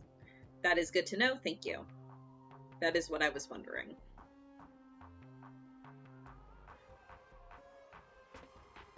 But yeah, I mean, other than all of the, biting and such, I actually feel really good about how yesterday's combat went. Like, it actually felt, I don't know if synergistic is the right word, but it felt good. Like, nobody went unconscious, nobody actually hit 0 HP. It felt like we were, I mean, despite the fact that Bram missed like 3 times in a row with his sword, it felt like a really satisfying, good combat, if that makes sense. It felt like we were doing damage and they were doing damage. There were stakes, but it didn't feel like overwhelming. It felt like we always had a good handle on what was going on and good options, even with the curveball of like, shit, they only take magical damage. It just felt really good as a session of combat.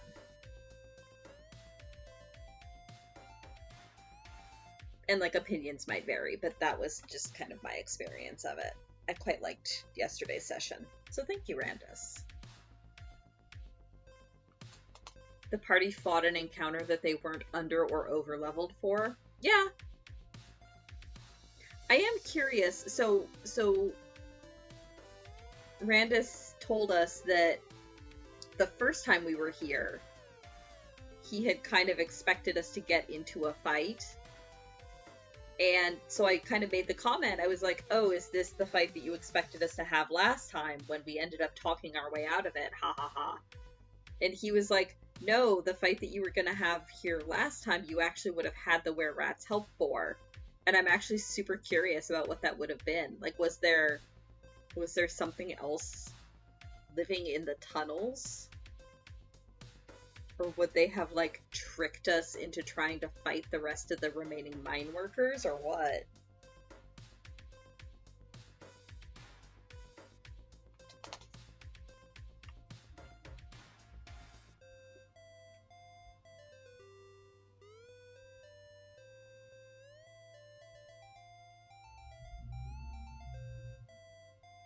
Which, you don't have to answer that, Randus. That's just kind of me idly musing.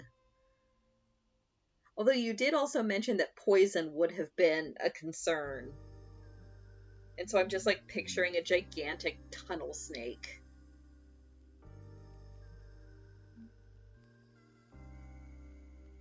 And if you do quests in a given order, this fight was a cakewalk as you would have all had magical weapons.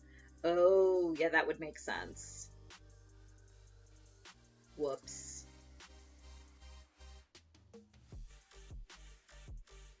Look, we're doing our quests in, like, what seems to make sense for story synergy. Don't restrict us with the levels, man. It's about what the characters would do.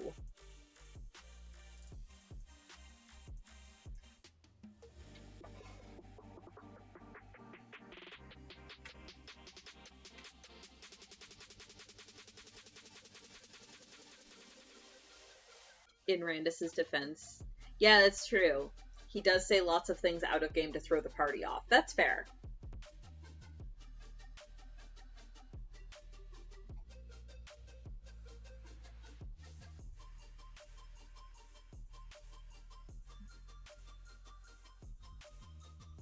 Oh no, Kuma. Oh, I'm so sorry, honey. But yeah, many hugs for Kuma.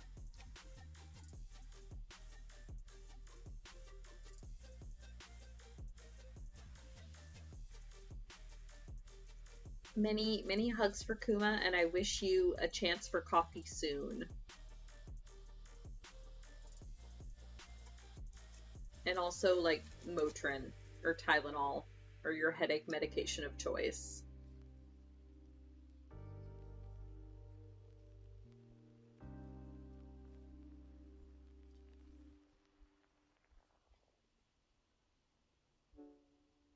Light might care more about the potential of people dying behind the walls, but Kite wants to continue stacking unarmed bonuses. That's fair. Oh. Maybe if you just explain calmly and coherently to the baby that you are in need of your coffee. But yeah, that's rough. I'm so sorry. Unconsciousness is a good headache medicine. That is true. But the implication here is that Kuma is in charge of Babbo at the moment. So unconsciousness might not be the ideal solution.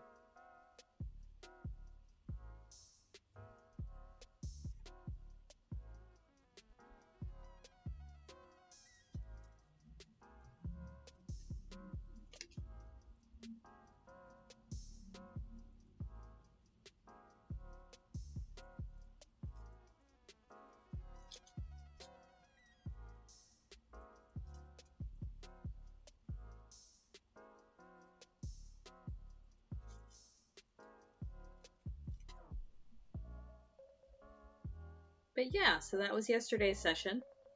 Next session is gonna be a doozy. We have a long to-do list for next session. We've got to try to chase down Zelene before Glint's mind spike wears off. And then we've got to try to find and free our prisoners. And I'm sure Glint will want to go and find that loot bag at some point, because there were shiny things in it. And then a bunch of were-rat bodies to clean up, so that'll be fun. And, you know, taking care of party members that may or may not now be were-rats themselves. You know, it's fine. There is yeah, that too. Like, there's still plenty of the mine to explore.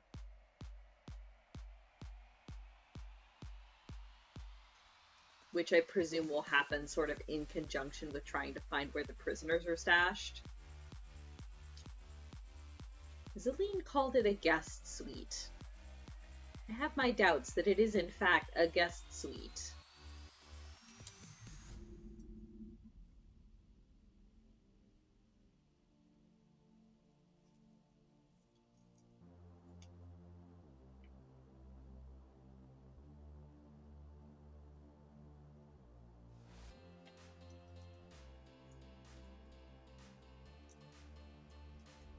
No comment. Yeah, I mean, from the glimpse Bram got of it, it certainly didn't look like a guest suite. Also, now you've got me paranoid, having made the comment that it might not have been Bahamut. But, you know,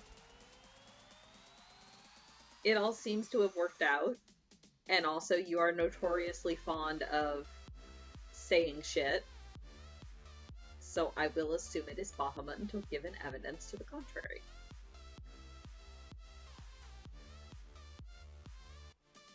Also, it seems to have worked out fine. Everything is fine, as we've established. Almost as if that was my plan. Yes, your plan is to make us all completely paranoid. It's true.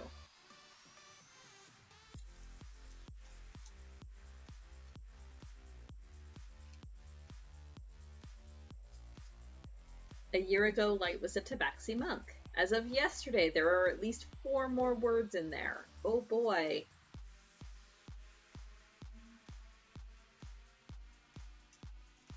Now here's a question.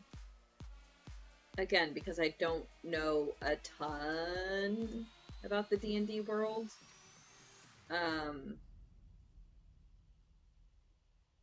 Is there actually a way to cure lycanthropy? Or, like, cleanse it? Or is it just, well, I guess we're dealing with this now? Or is that something we'll have to figure out? Ironically, Babbo hushed down by the time you complained here in chat. Yay, coffee time! Also, I believe that proves that babies are just technology? Because as soon as you complain, the problem resolves itself? Or wait, maybe that means babies are just cars.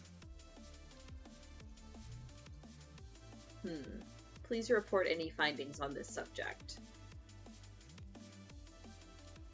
Divine intervention heals all wounds. But would that include lycanthropy?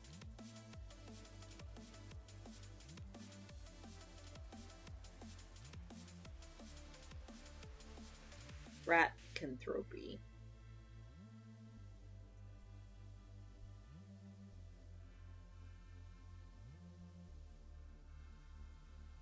Normally we'd be into wish kind of territory.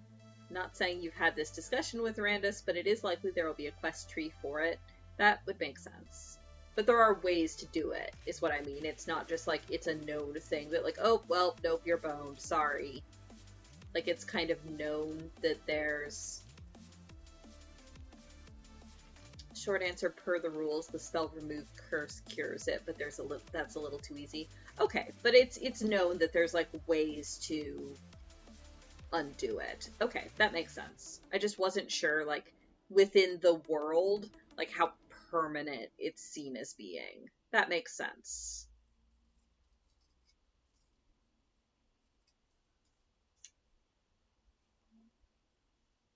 Ratcanthropy. Yeah, we'll go with that. That seems correct.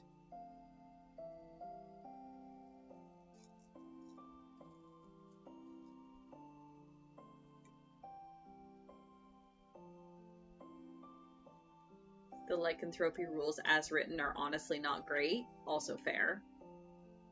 Cure it before first transform, or becomes a plot point, or DM do what you want. Yeah, that makes sense.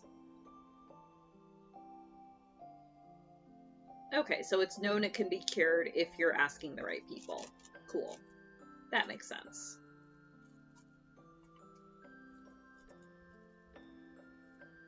It's not like losing a limb or something, where it's just like, well, I guess this is my life now, better get used to it. There are ways to undo it. Cool. Good to know.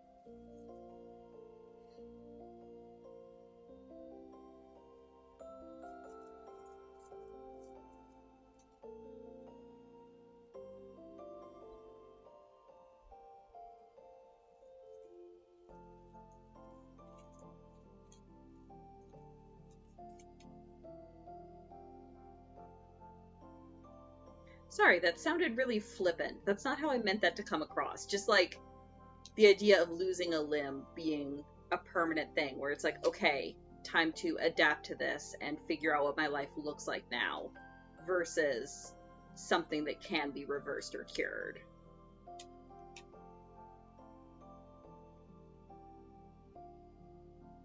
Oh, really, Randus? So the apparently the lycanthropy rules for D&D as written are your PC is now an NPC monster under the DM's control. Go roll up a new PC. Yeah, that's ridiculous.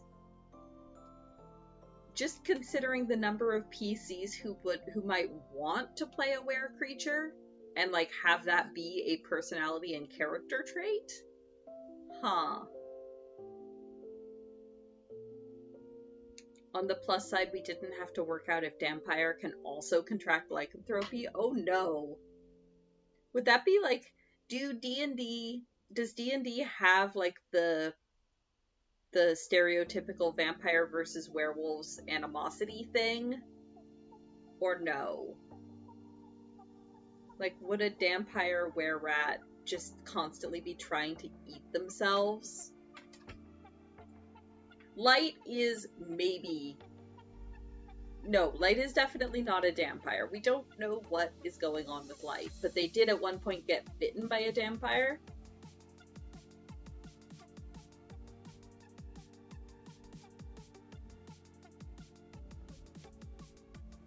Wait, regeneration can fix limb loss? I did not know that.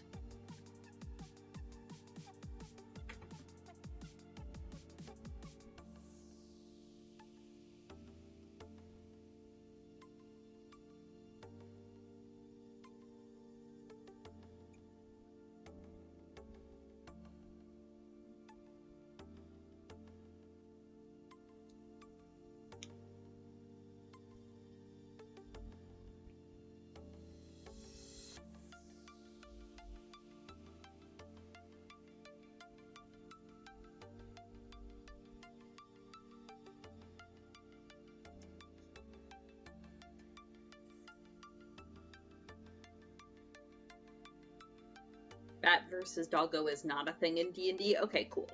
Good to know. I wasn't sure if that if they pulled on that trope or not.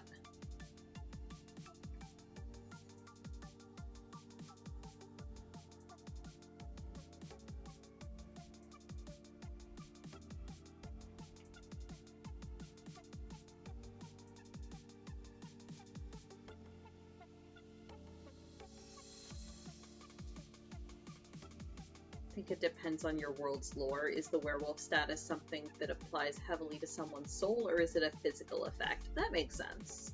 That's a good point, Kitsune. That it might vary from setting to setting.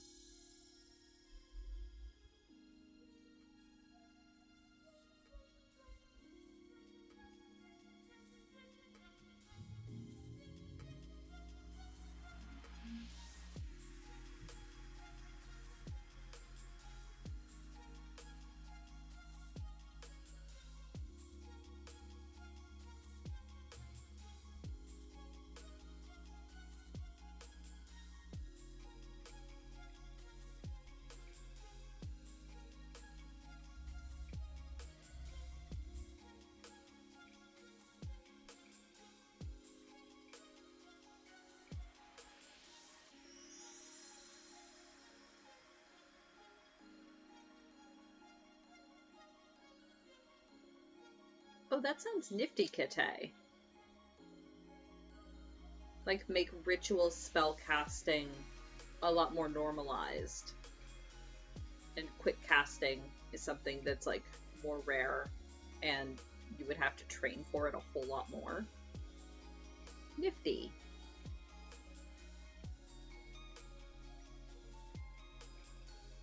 There would be, you'd have to, like, there'd be a lot more planning that would go into spell casting. And there'd be a lot more of a, like, a time resource mechanic.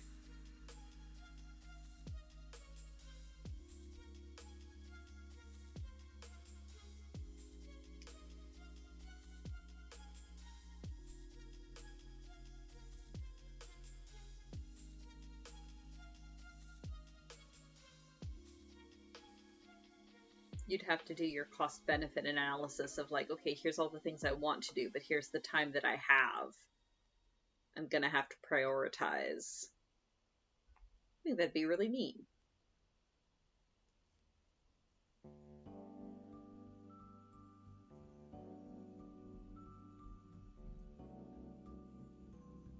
Coffee is capressoing. Excellent. Congrats on coffee, Kuma.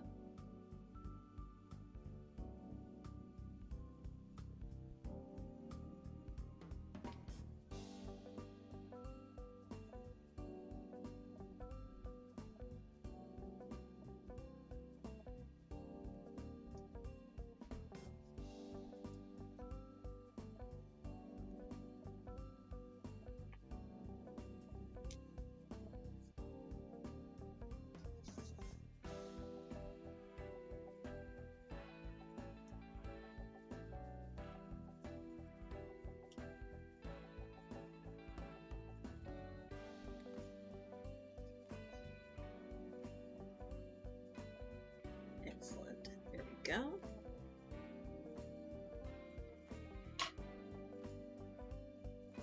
So that is the last piece needed for this set.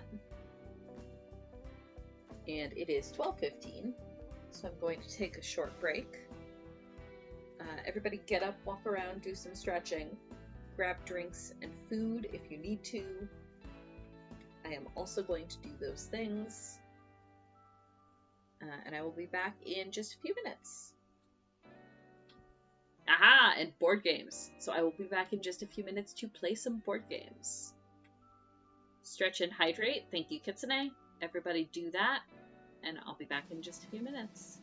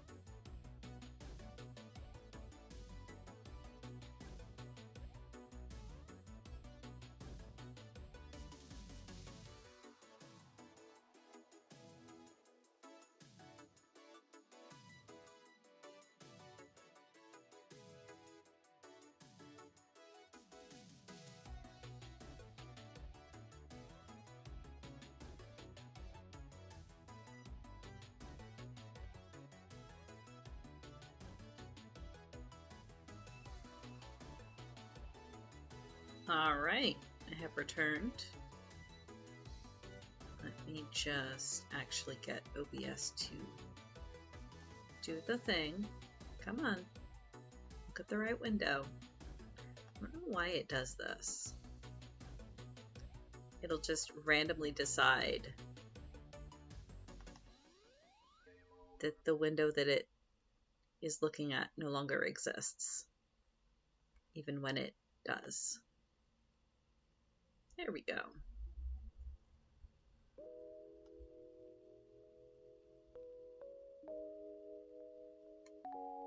So as usual, I have deliberately not done my boards this morning.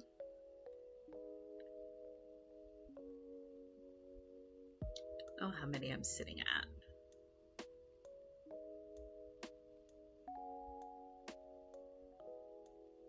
Is the answer a lot? The answer might be a lot. More than 9.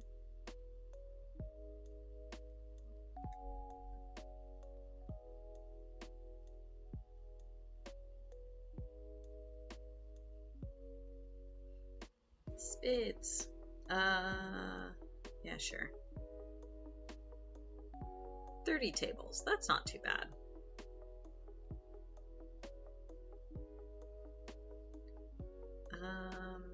Let's see. Yeah, I guess so. Come on, dice. I want the yellow one. There we go.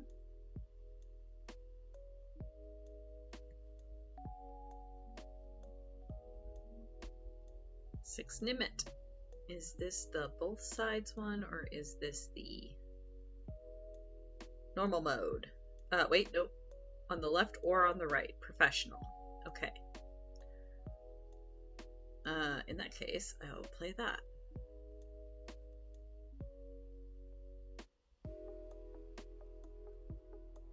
Curses.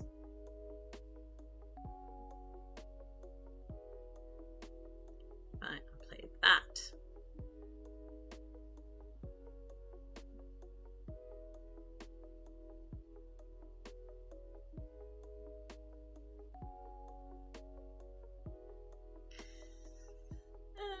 I mean, fine. I have to play it sooner or later.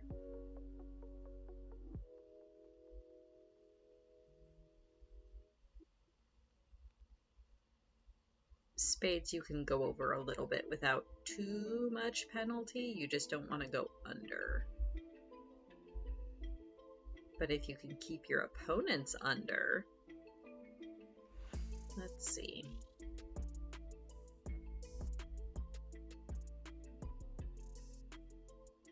Let's take that.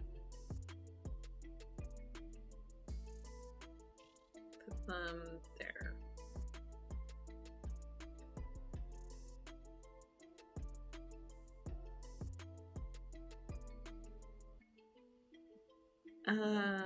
Okay. I'm gonna get the mine last. mean, this has to go here.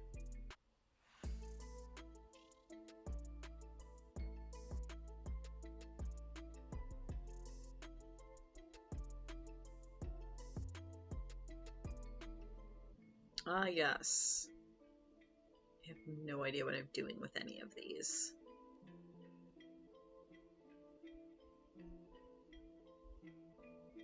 I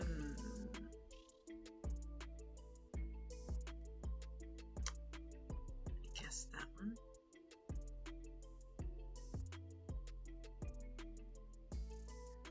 Okay.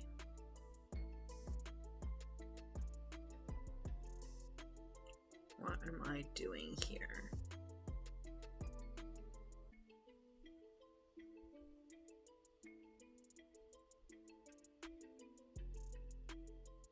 I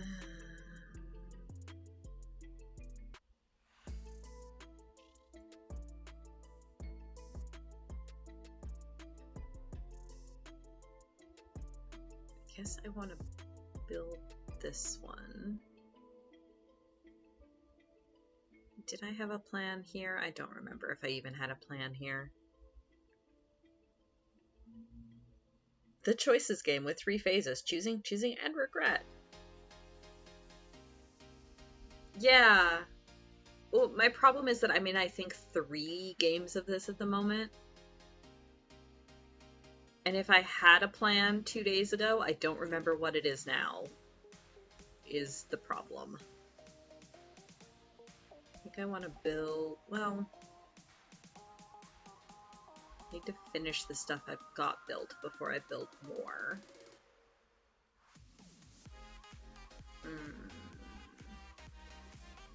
So I need 1 yellow, which I do have in production.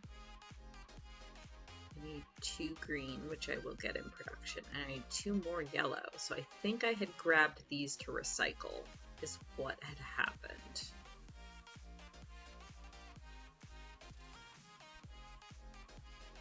Because if I do that, that completes, and I will get this extra 2 green production. Fill that.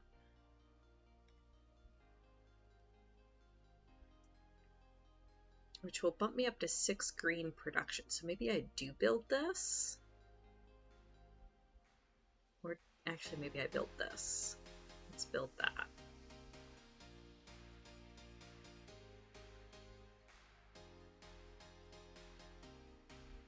Recycle that for the extra green. Recycle that because I need the yellow.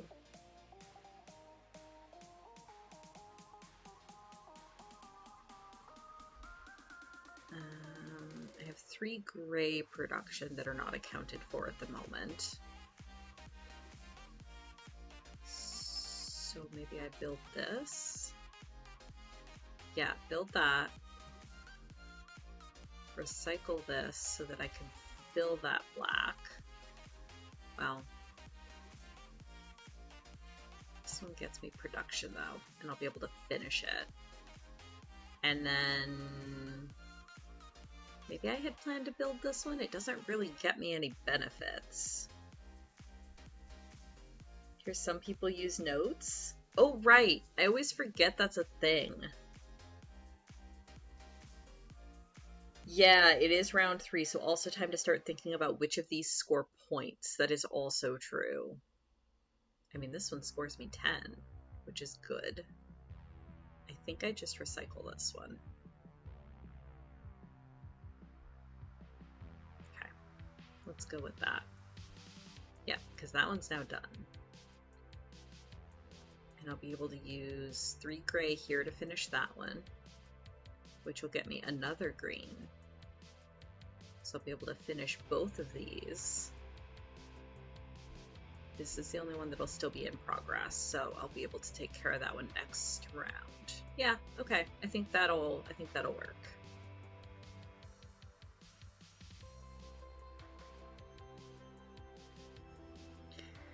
Right.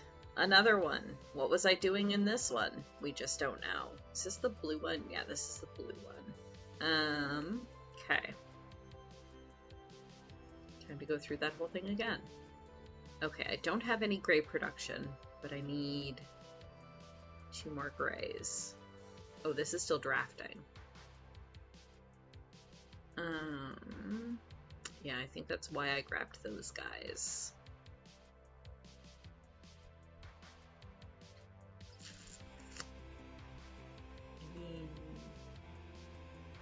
Yeah, let's just grab that one. This is also round 304. Okay. Oh, I can autofill one of them, which is good.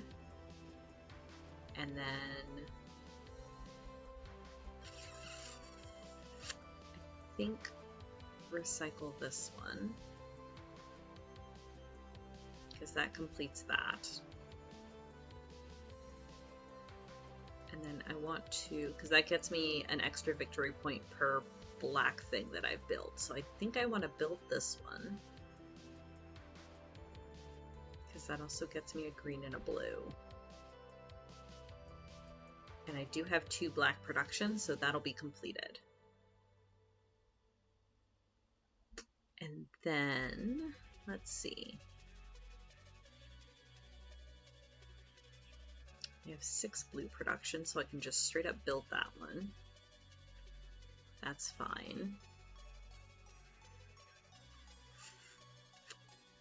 I think I built this one.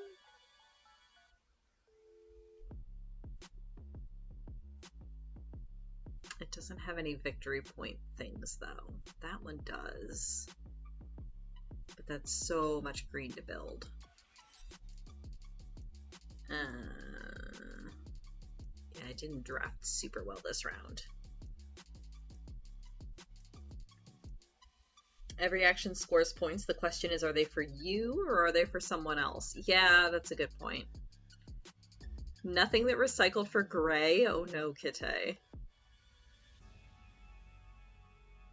I think maybe I build... I mean, I do have 1 green production. Maybe I just build this? Yeah, let's just build this. And recycle that.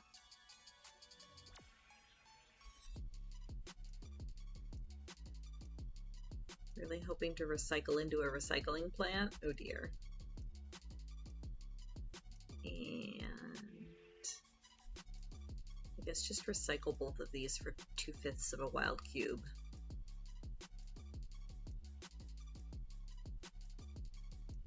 And I can fill in that. And I can fill in that. Confirm. Sure. Yep, that one's finished.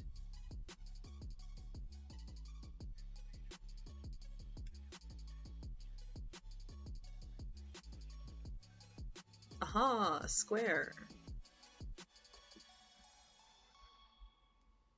I mean, I guess just this.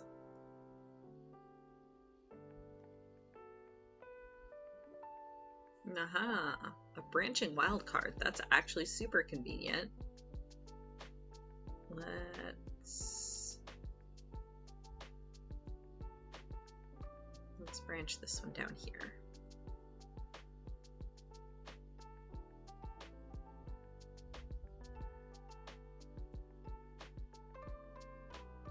More buttons. Yeah, sure. We'll put a button there.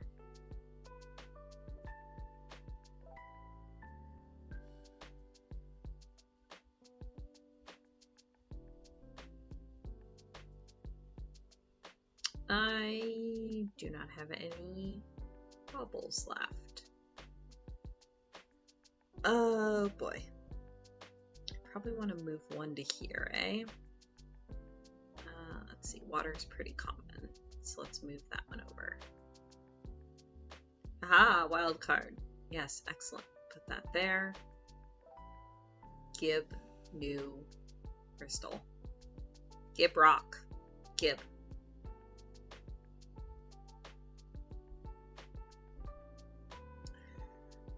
This is the going forwards one. I just want the money. Next.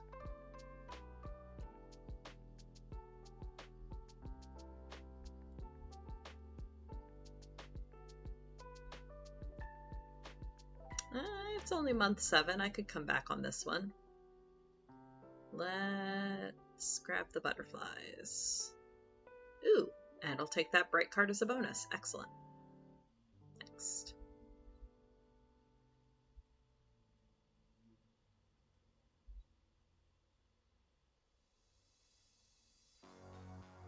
Thought I might skip money because I already had 11.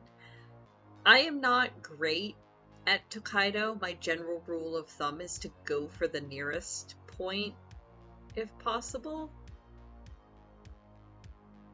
I do not claim to be good at that game. 2 cards to my crib, huh? What if I don't want to give any of these cards to my crib? I mean, I guess if I do this, I get soup bonus, which might be the best I can hope for. Next.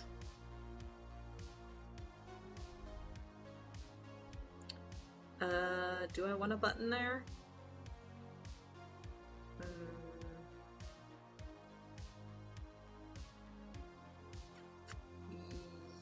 Yeah, I guess so. It's fine. Hubris has never come up in buttons ever. Everything is fine. Oh crud, none of these rows are good. I guess there.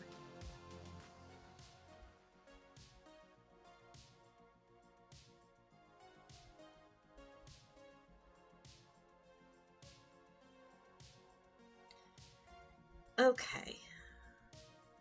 This is the both sides one. Why are these cards all so low when my entire hand is much larger? I guess we'll just play that.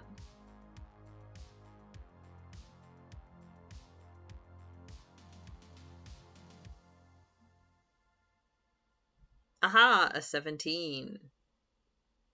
Gib.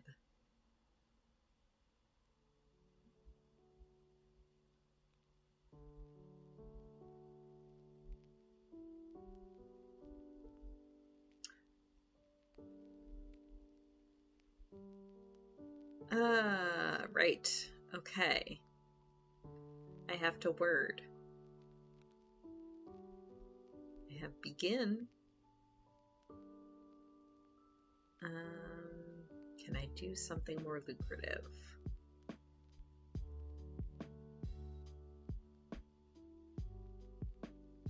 I might be sitting here for a minute. Have AFR in the community pool.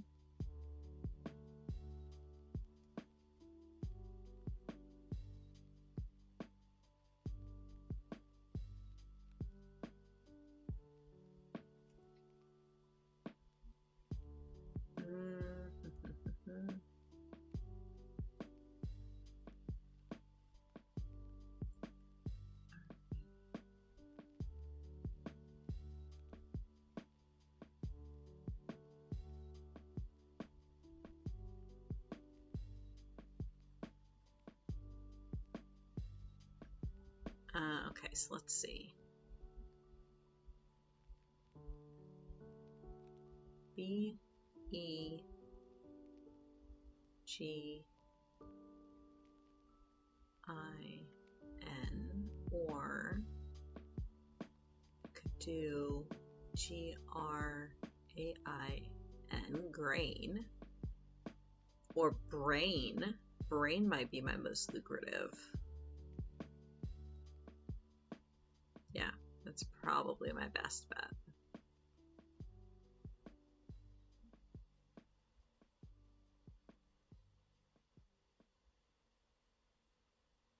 Ooh, wait, can I do E, N, G, A? No, I don't have a second G for engage.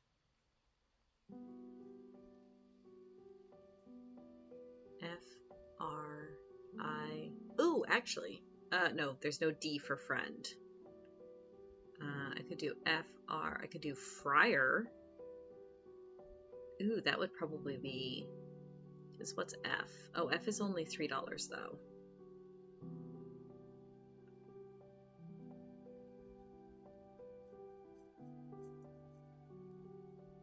take the N out. Yeah, I think this might be my best bet. No, I did not mean to... I did not mean to zoom that, but alright. Yeah, let's just go with that.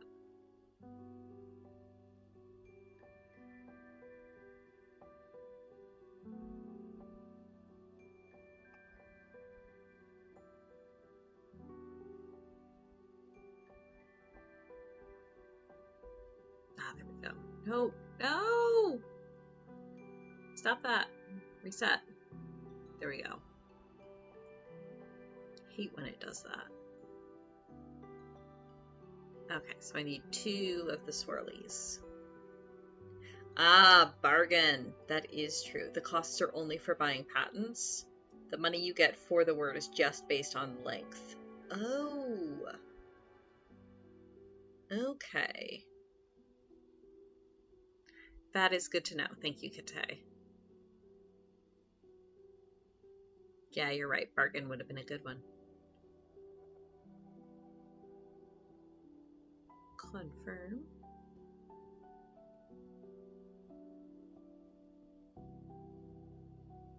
Wizards. Ah, no. Somebody play a higher heart. Or a wizard. That's also acceptable. Ooh. Ooh. Can I roll a 1, a 2, or a 4, please? That'll work. Let's put it here.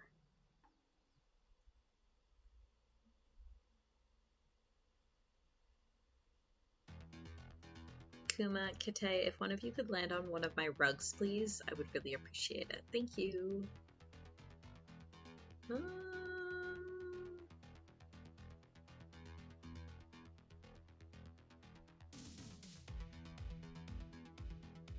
Let's see if this wheels.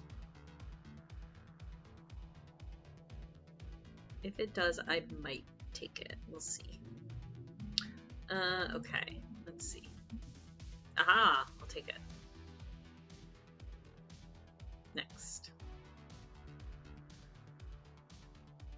Were you in the game of this where I never landed on an opponent's rug? I think so. Because I earned very, very little that run, from what I remember. I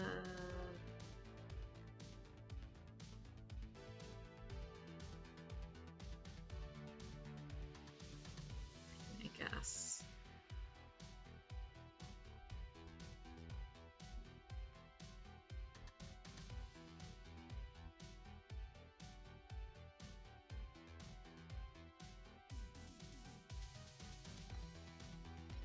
Carcassonne.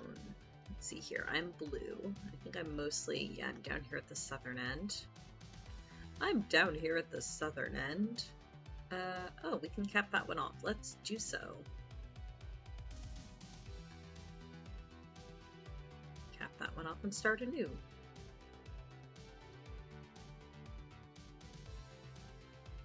I always forget that the big meeples are a thing. I should try to take more advantage of that. Oh god, this new UI. It's not terrible. Like, I see what they're going for, but I wish they wouldn't. Let's see.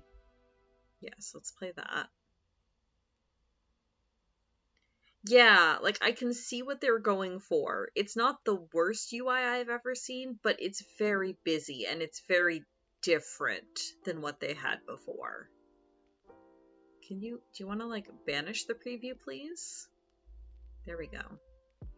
I think I can also play this. Yep. And then, do I have 6 crystals? Yeah, I can play that as well. Well then. And then I can transmute some stuff. Done.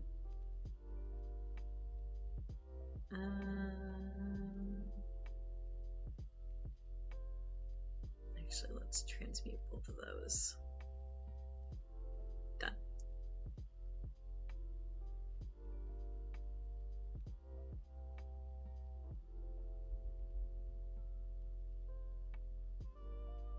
Excellent. I'll play that.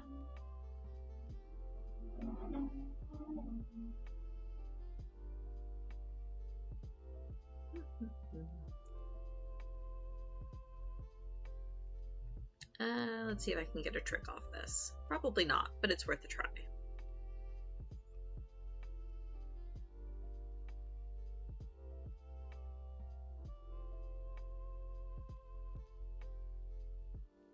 Yeah, the player picks in the season UI sure are a thing. I believe it's because Kite is imperceptible.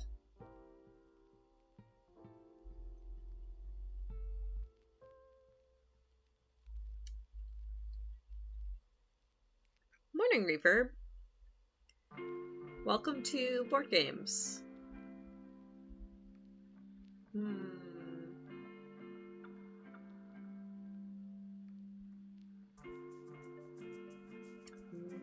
None of these are particularly useful to me. I guess I will just mark my engine.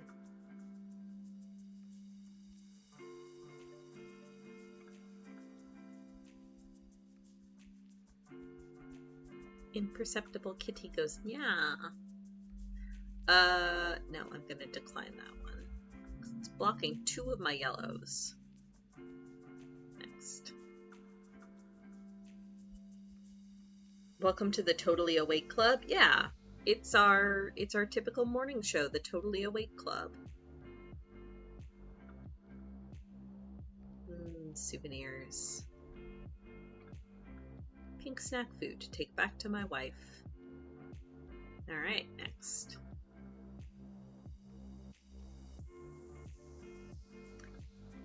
Just look for the tail hiding within the tangle of cat fives and you will find Kite. I mean, you're not wrong. That is probably the first place I would look.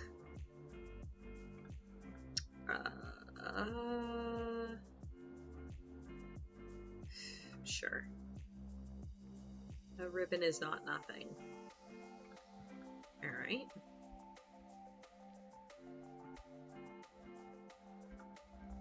Oh.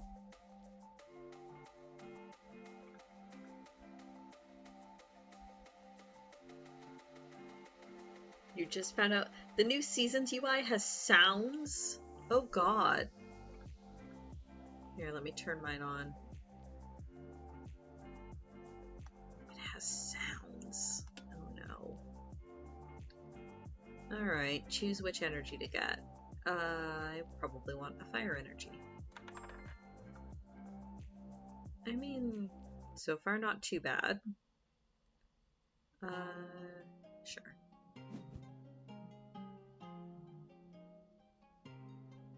Not the worst sounds. But yeah, I typically have sounds toggled off.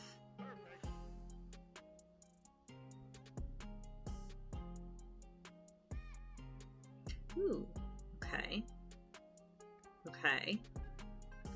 This is my foot. I have just achieved it. 1 wild is perfect.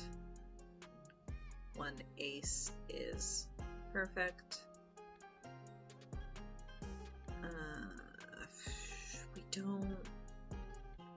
We don't need any more pures. I will hold off on that king for now. I would like to draw some wilds, please. Can play that 9. Can play that 7. And that would be it. Discard. Next. Some of the cards have their own sound effects. Oh boy. Okay. Alright, we're back here. So that gets filled. And then I don't need the other one, so send it to the Empire. Confirm. That one gets finished. Excellent.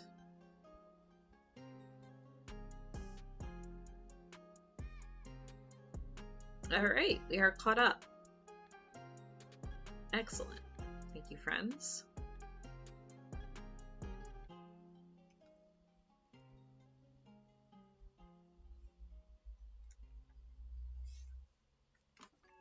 phone back over here. No, that didn't actually take that long. Half an hour of board games?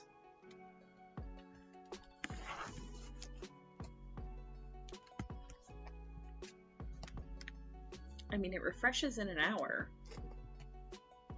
So somebody could always hit the button again in a little bit if they wanted to.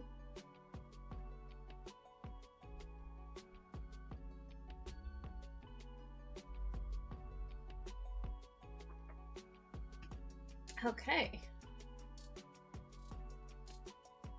So we are starting a brand new round.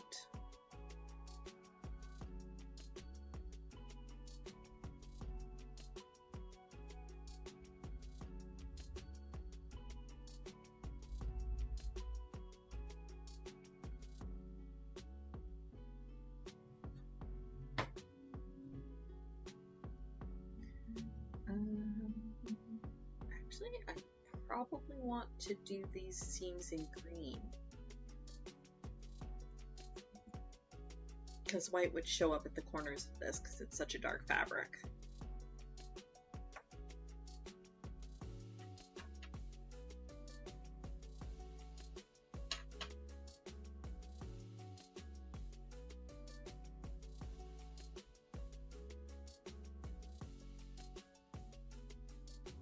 Also, I was correct when I went downstairs briefly during break. Sasha is indeed curled up, sound asleep, and snoring on her blanket by the windowsill.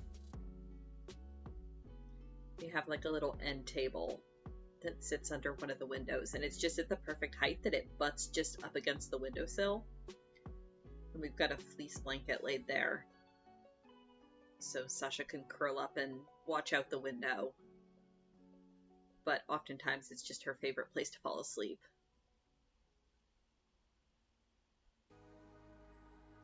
Come on, thread. Through the needle. That's where you belong. There we go. Window butt? Yeah, pretty much. That is an accurate description of Sasha.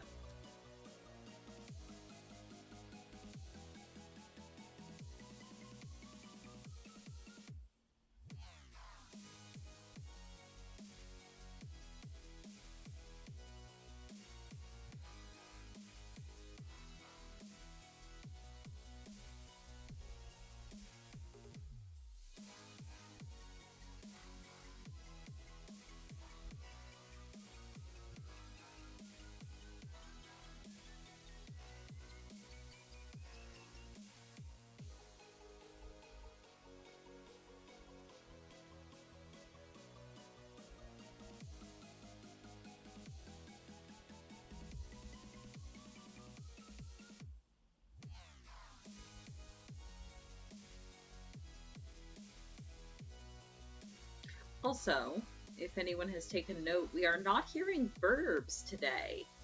I think the clock is out of batteries. I need to climb up and take it down and change them. I noticed that yesterday during D&D, and I have not had the time to actually change out the batteries. The clock itself is still going. It's still showing the time, but it's got a separate like battery pack in the back that powers the bird calls bit. So I'm betting the batteries on that one have run down. Don't remember if it takes, I think it takes AA's. We should have some of those laying around the house somewhere.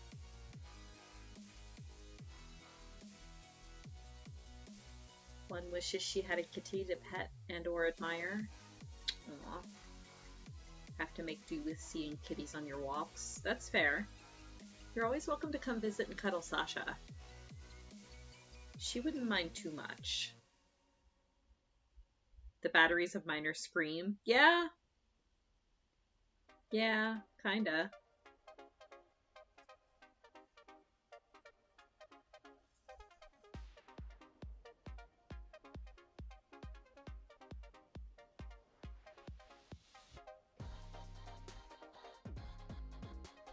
You're... Oh, that's so sad.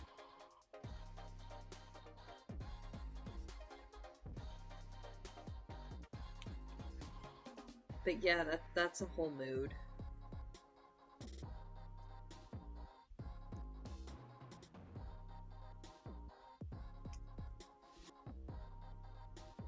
Why can't I just visit everyone that I want to instantaneously for no additional cost?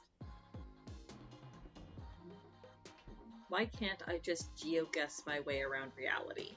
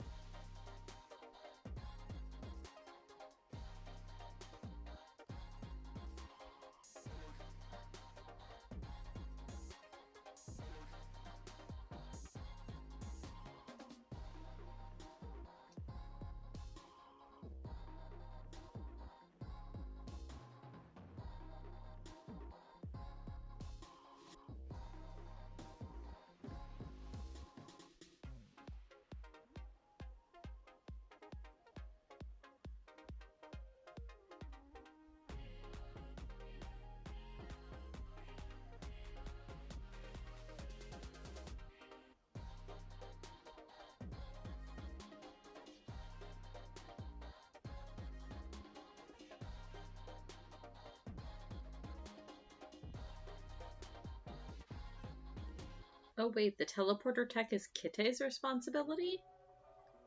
Oh, I didn't know that. I figured that was just Yalksnick's crafting project. I've definitely asked him to start it before.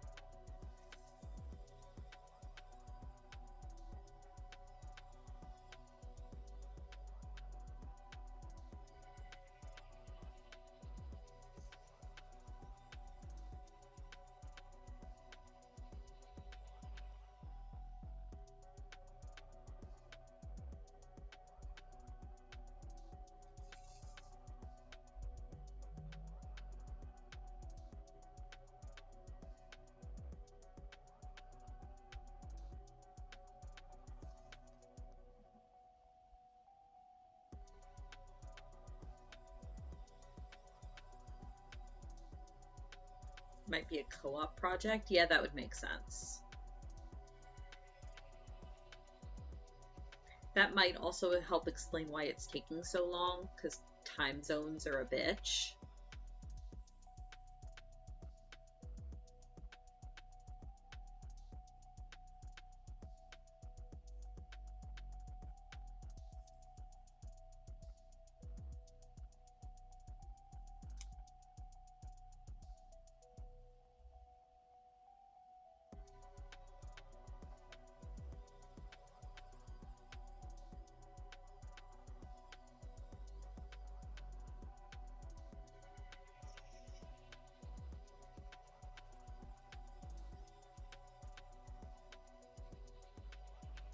Isn't that the truth? Yup. Sure is.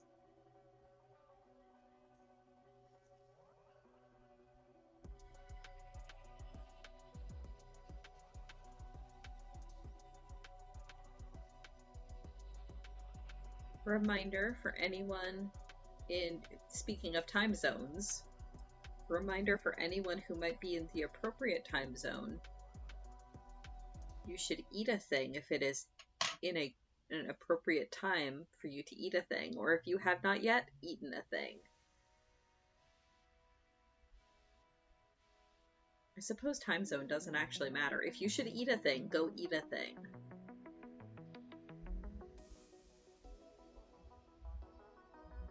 If you should have taken medication, make sure you have taken medication. And also, everybody, regardless of time or place, please drink liquid. In fact, I will drink my own liquid right now.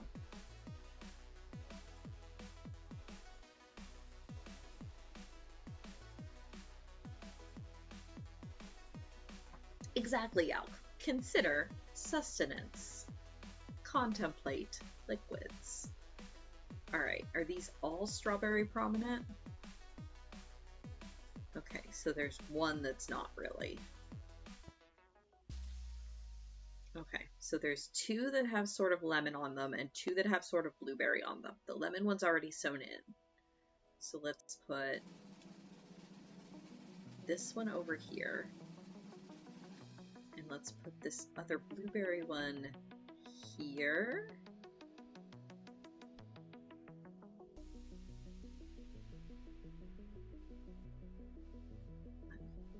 Switch those maybe. Yeah, I think that works well. Okay. Yeah.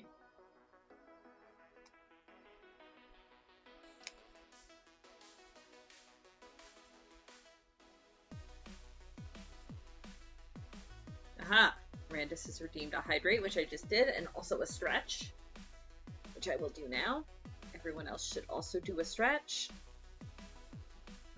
Take that off. Ooh! That was my shoulder going crackle.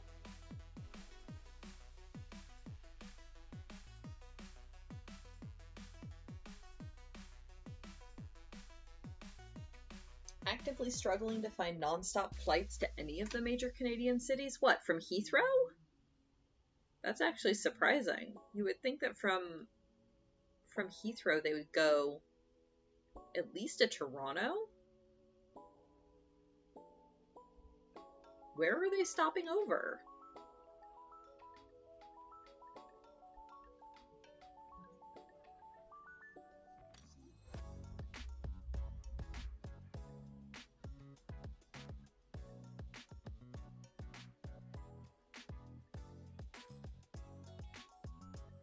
Yeah, YYZ is Toronto.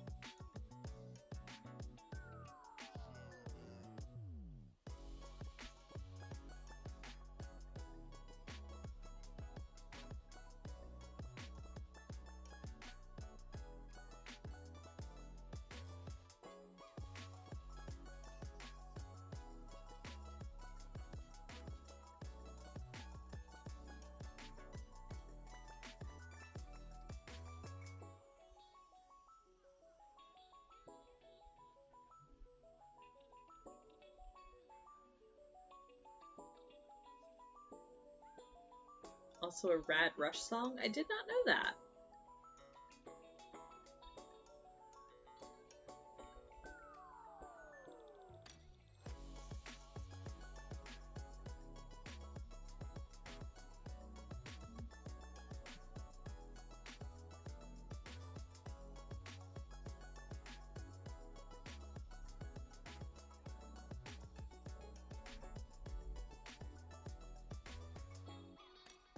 One Air Canada flight a day. The rest of the routes are either EU or US characters routing through one of their hubs. Oh. Yeah, that somehow doesn't surprise me, Kite. One of the times that Kara came down to visit me, when I was still living at my parents' place in Ohio, she flew down to visit me in Ohio, and her flight home had her flying from Dayton, Ohio to Atlanta, Georgia, and then from Atlanta, Georgia to Toronto, and then from Toronto to Ottawa. Atlanta, Georgia is notoriously quite a fair bit south of Ohio.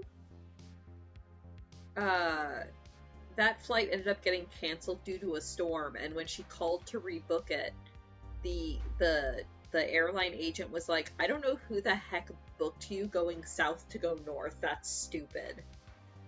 And Kara was like, thank you. Yes, it is.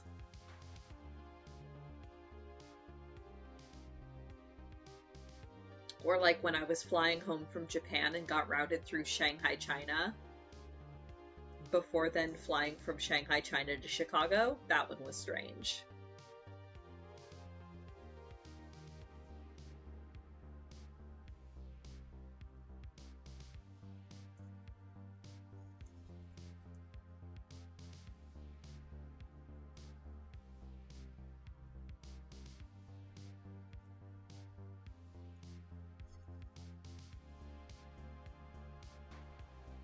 Alright, and now I want this one.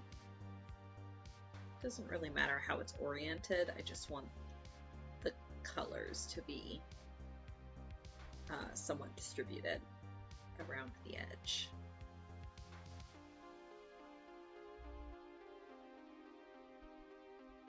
There's an occasional flight, which is to yeah, Halifax makes sense.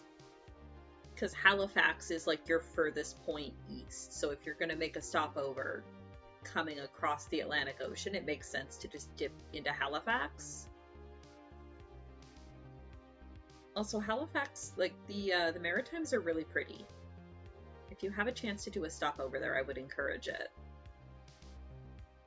Especially versus like, if you have a choice between doing a layover in like Halifax versus, say, New York, I would say absolutely take Halifax, but that's just me.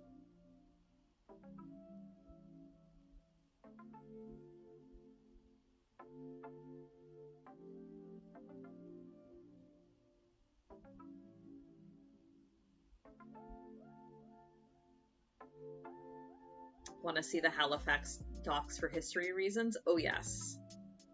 That is very fair. The Halifax explosion was a heck of a thing.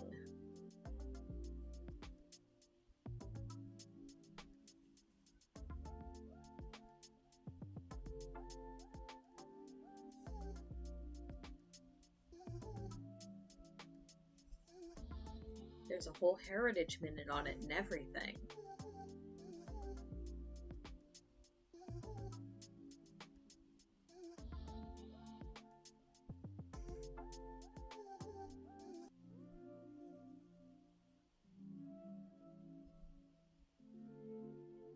If you actually do your trip this summer, it's going to be such an itinerary. It sure is. If you end up anywhere near Ottawa, please let us know. We will absolutely come to you for hugs.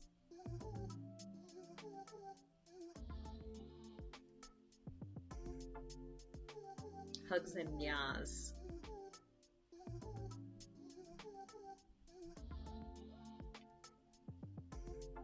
Plan to. Yay!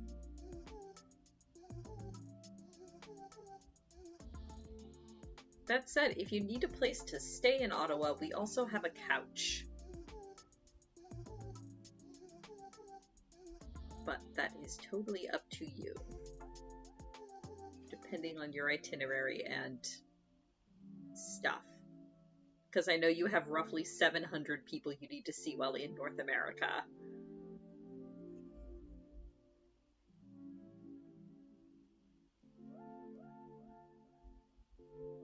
Comfy couch with Sasha pillow? Yes, the couch is very comfy. The Sasha pillow would last for probably about 3 seconds while she stared at you, waiting to see if you were going to move on your own. And then if you did not, the Sasha pillow will explode.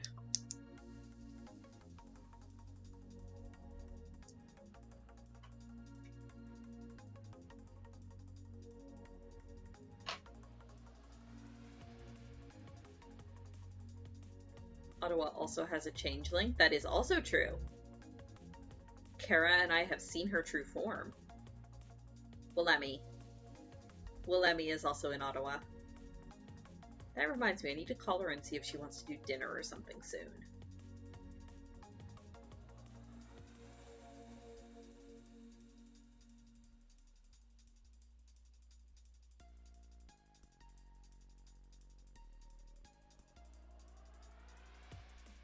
Must now leave for Canada to acquire poutine and ship items.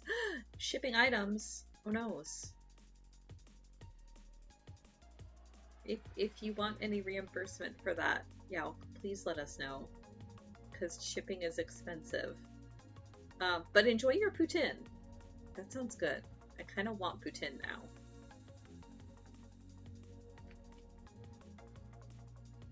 She has it. Well, actually, no, I don't know that for sure. I know Kara and I have seen a physical form of the Willemi. Whether or not that was her true form, I have no proof. but we have seen a physical form of Walemi. Your items aren't shipping this week, you're still... Oh, that's fair. That is totally fair. But, I mean, seriously, the offer stands. I know it's not going to be cheap. Oh, yeah. I saw that you were doing the emote stuff. Excellent.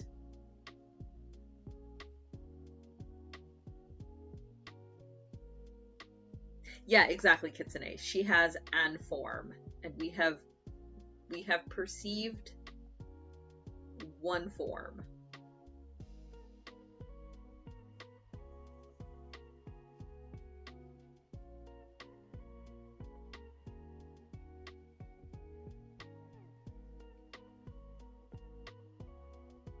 If you didn't just eat, you would totally go for poutine? Yeah, poutine sounds good.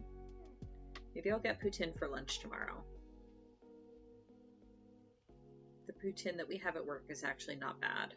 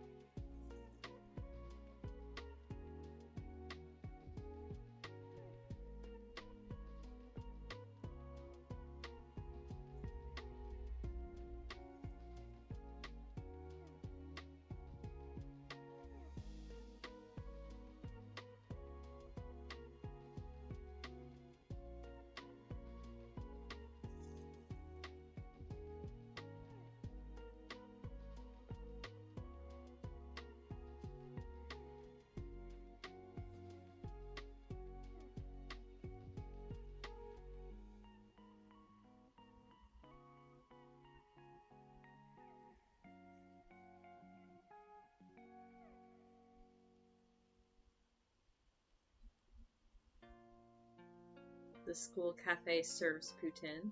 We sure do. We also have pulled pork poutine, chicken shawarma poutine, and you can also swap out for sweet potato fry poutine for an upcharge. We have a whole grill line. Like, you say cafeteria, but it's more like a food court.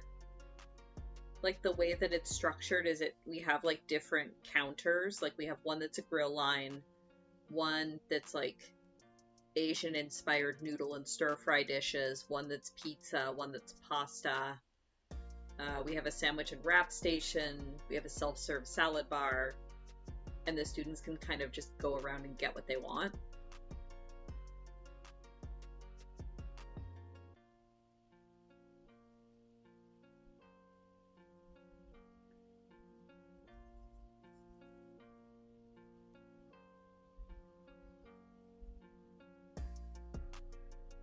But yeah, the poutine is actually pretty good. Because the fries are fried fresh. And then the gravy and cheese curds are dumped on them. And they're nice and crispy. Ooh, yeah, brisket poutine is real good. I've had that before. Okay. Weirdly enough, so before the pandemic times, and they might actually start doing it again, I hope they do, there would be a poutine festival downtown where all of the poutine food trucks would just gather and serve all their poutine best. And the best poutine I've ever had was, I kid you not, macaroni and cheese poutine. It had no fries. It was just a giant thing of macaroni and cheese with extra cheese curds and gravy on it, and it was so frickin' good. You wouldn't expect it, but like whatever kind of gravy it was they had formulated for this, like, it just worked so well with the cheese. It was so good. It probably couldn't. It probably wasn't technically poutine because it didn't have the fries, but I did not care.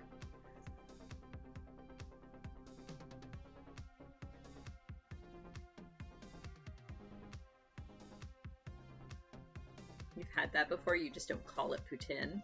Yeah, it probably wasn't technically poutine, but with the cheese curds and the gravy, I guess they got away with it.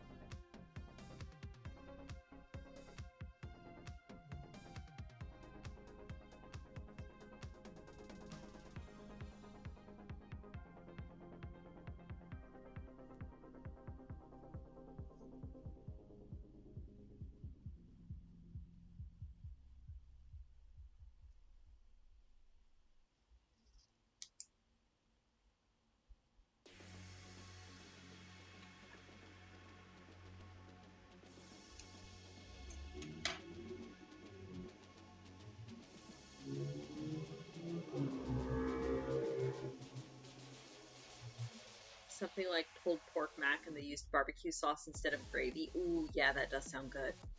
We have a place around here that does loaded pierogies and loaded mac and cheese.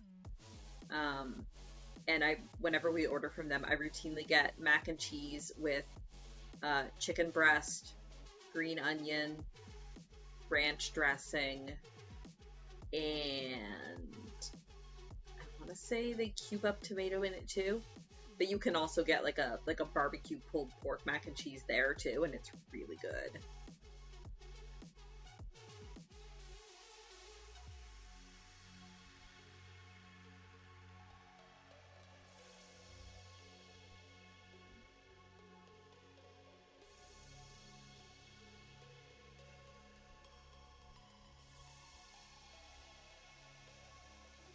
Yeah, barbecue sauce and cheese I feel like is an underrated combination that can be really, really good.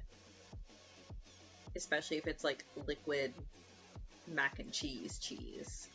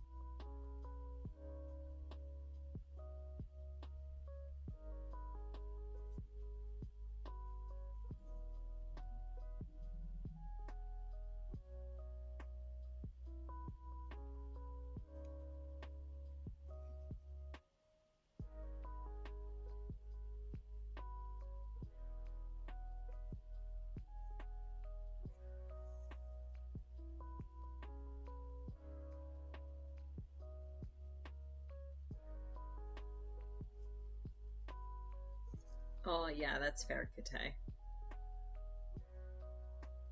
If you ever want help, just let me know. Even if it's just like, hey, can you research flights around X or ways to get from A to B?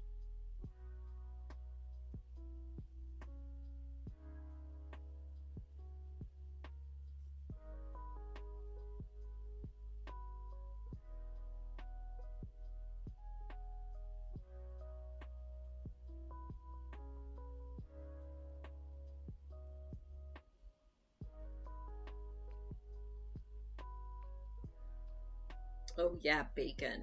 Bacon on mac and cheese. Oh. Caramelized onions. I'm usually not a big fan of caramelized onions, but if it's just a little bit, I don't mind. I don't like taking a bite of something and having the entire bite be caramelized onions. I want it to be like distributed better.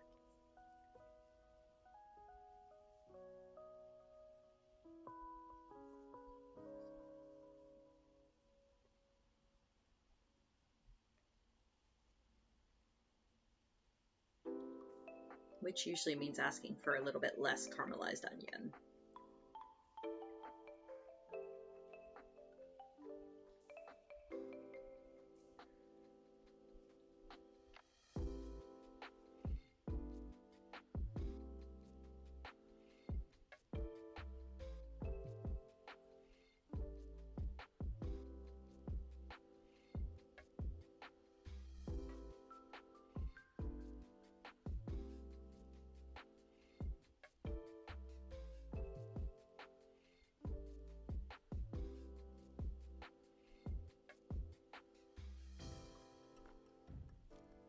Need to plan a burger night. Ooh, that does sound good too.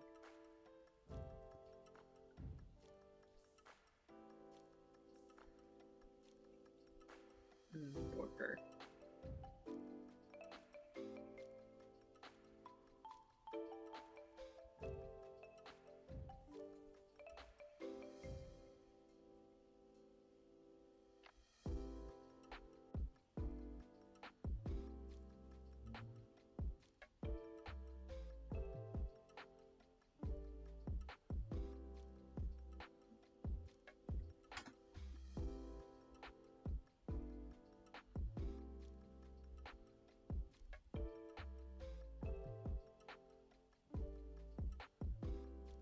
How goes your character sheet woes, Kite?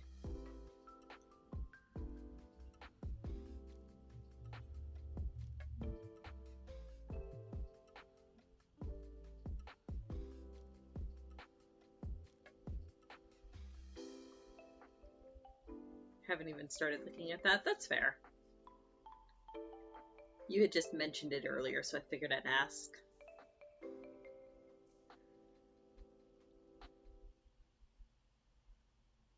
The worst food crime is getting a burrito and having everything inside just layers. And not mixed together, right? Yes. Yes, that is the worst.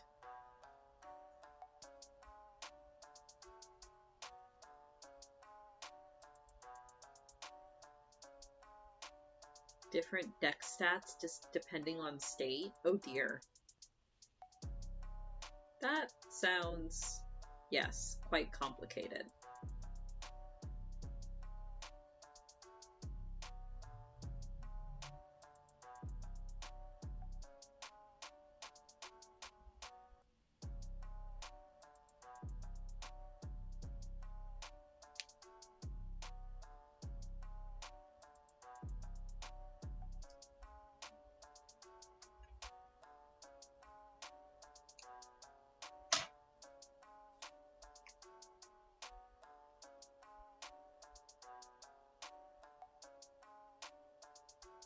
But mechanically the hybrid state is very good for Monk? Oh, that's fair. And that's good to know.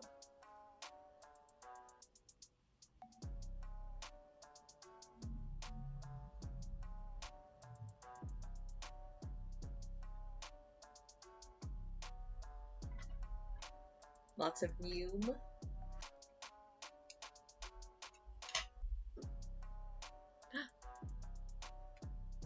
Hello? Hi. Come here. Yes, come here. Come on. Hi. Hello.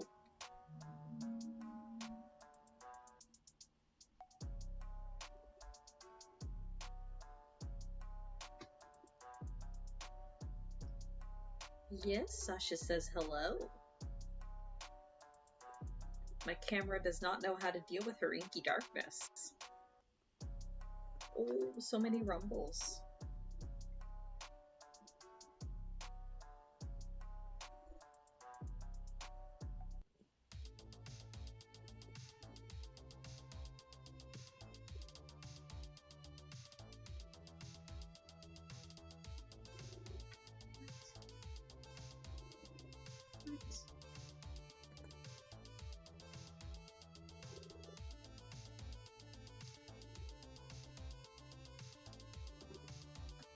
What? Are you gonna lay down? Are you gonna curl up and lay down? Oh.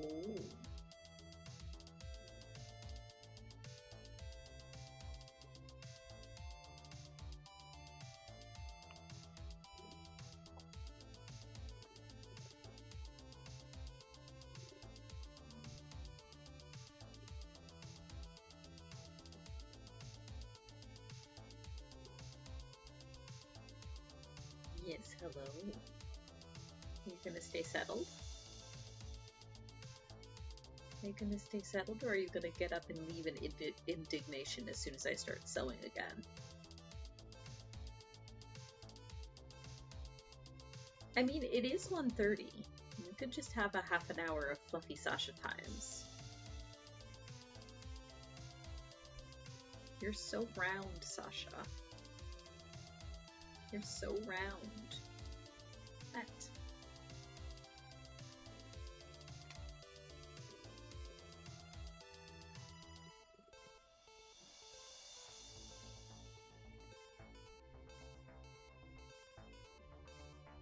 I love that to focus on Sasha's dark fur, my camera is just completely washing out my hands.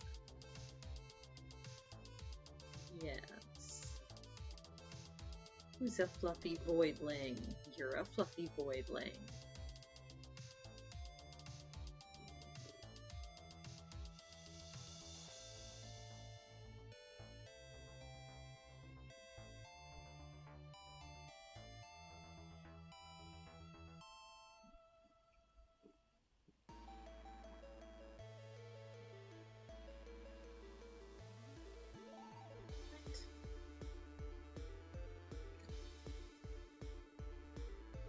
Sasha.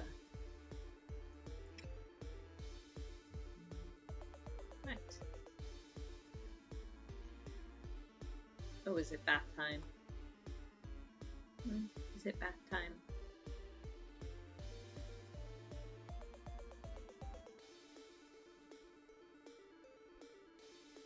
Right? You can just see her body rumble.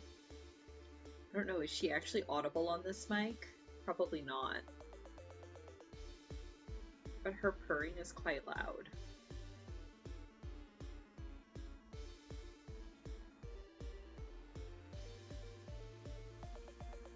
You're so round.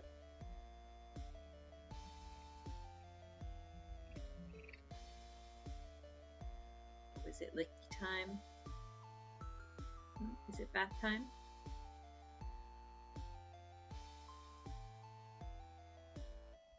It sometimes picks her up. Oh, that's good.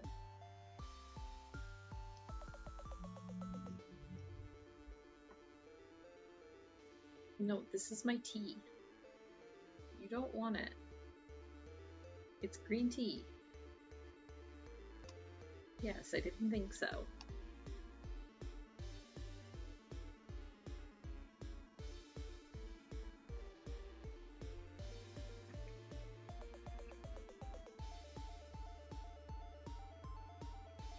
Oh, all right.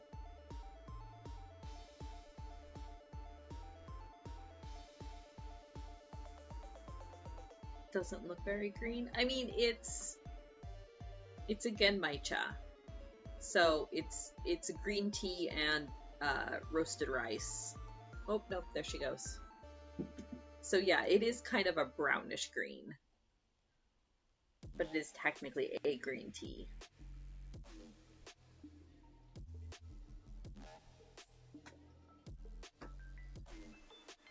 There she goes. She may be back.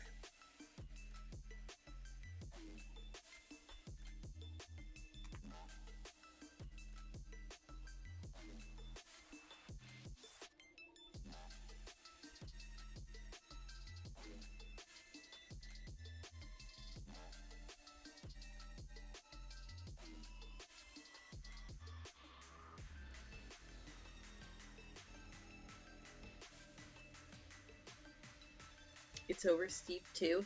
It probably, but I mean, I've had the tea bag sitting in there this whole time, but I actually don't mind an oversteeped genmaicha.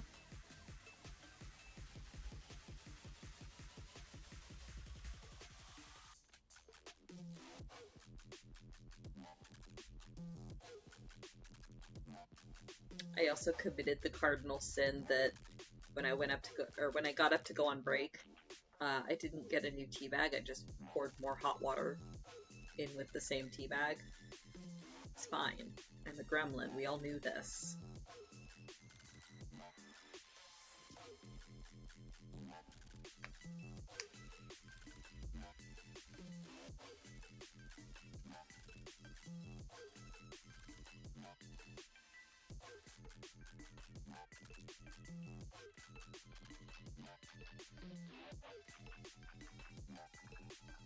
Death to the sinner, right?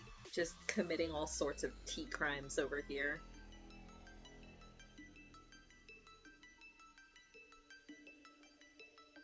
Wait a minute, Randus. I don't know that you can say that. Shouldn't it be one of the British people condemning me for my tea habits?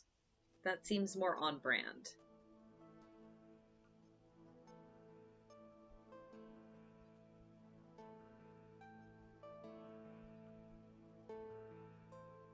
Who wants to guess how much a one-way, non-stop flight from London to Eastern Canada in late August costs to book right now? By Eastern Canada, I'm guessing you mean Halifax. Oh, right. I wouldn't even know how to guess in pounds. My guess would be probably somewhere around... Yeah, I would say like $900, $1,000. I have no idea how that converts to pounds.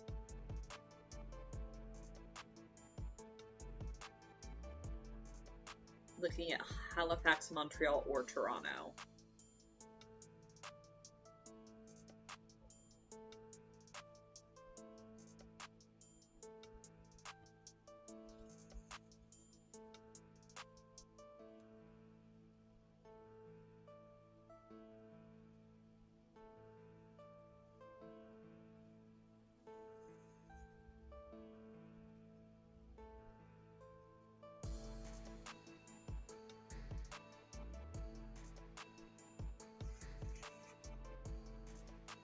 The cheap... Whoa!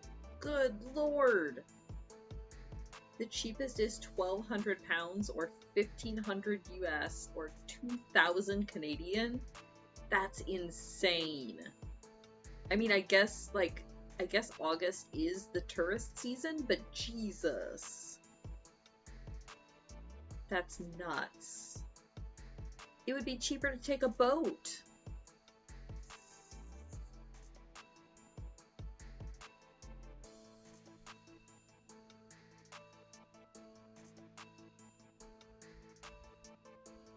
It would be cheaper to swim the Atlantic Ocean than to take any of those flights. How long a boat that would be? Yeah, probably 2 to 3 weeks. I was actually looking at, when I went to Japan, I wasn't considering taking a passenger boat back, but I was considering shipping a bunch of my crap back by boat.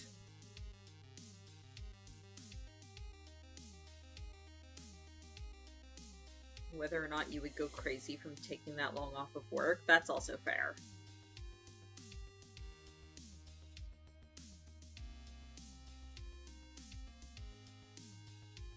Yeah, because that would be 2 to 3 weeks on the boat, and then, what, 2 to 3 weeks of your actual vacation, and then 2 to 3 weeks back on the boat?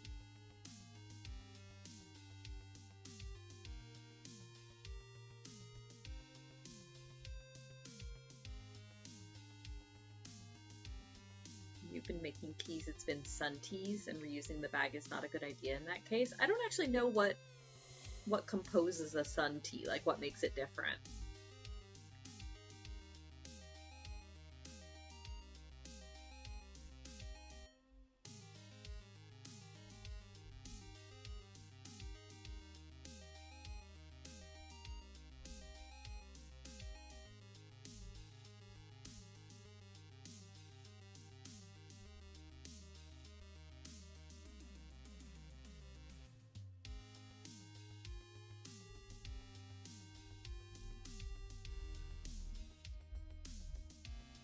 sun teas are the devil. I mean, that is one opinion. Fair. You don't use hot water, you just fill up a jar, about 1 liter or 1 quart in this case, and leave it on a windowsill. Oh, interesting. That would make sense why reusing a tea bag would not be a good idea, because there's mold potential there, as with any sort of damp plant matter. That makes sense.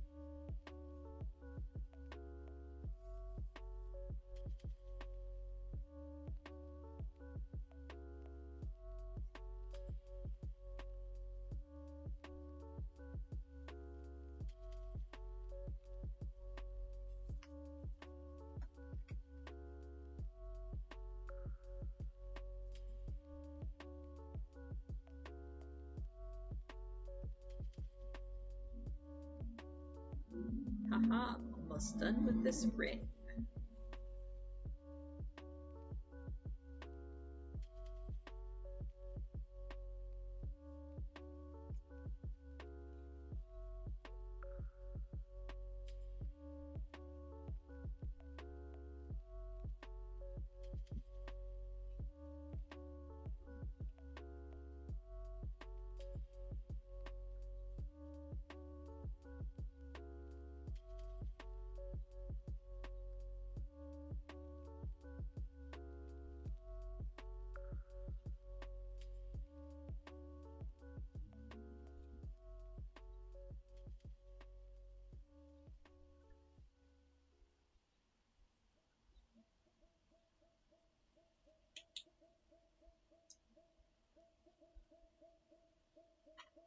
Well, that doesn't sound like the devil to me, Randus. That just sounds like your aunt doing something nice for the family.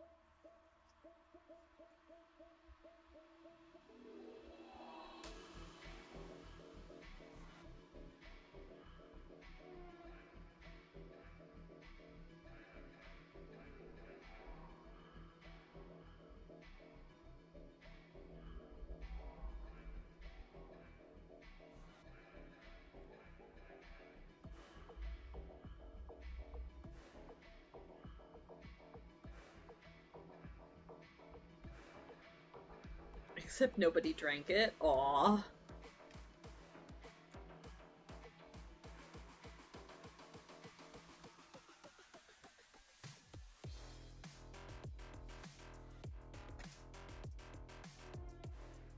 Yeah, nobody drank it, not even the aunt that made it.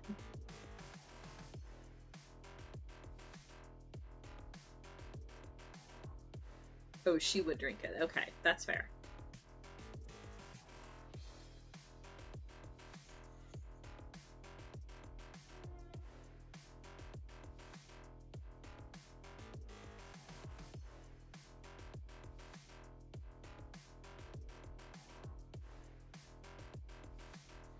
Ah, lemon ginger or lemon mint.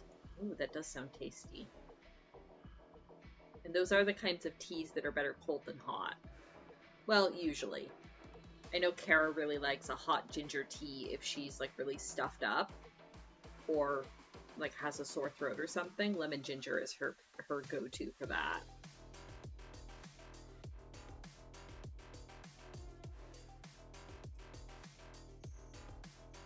Lemon mint would be a nice refreshing cold drink though.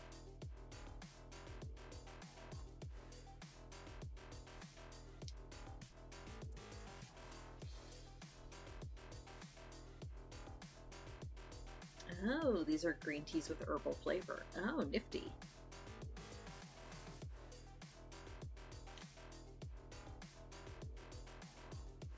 Lemon ginger can be a bit hit or miss depending on the brand. Yeah, that's fair.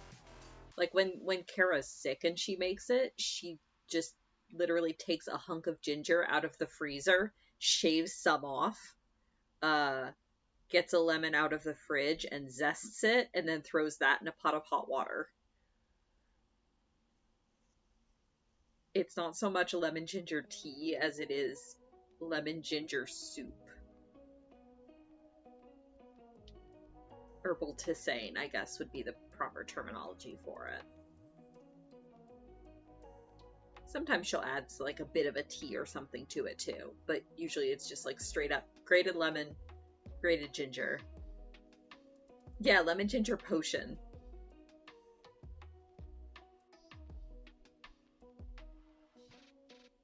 How does she have so much energy when ill to even do that? I don't know.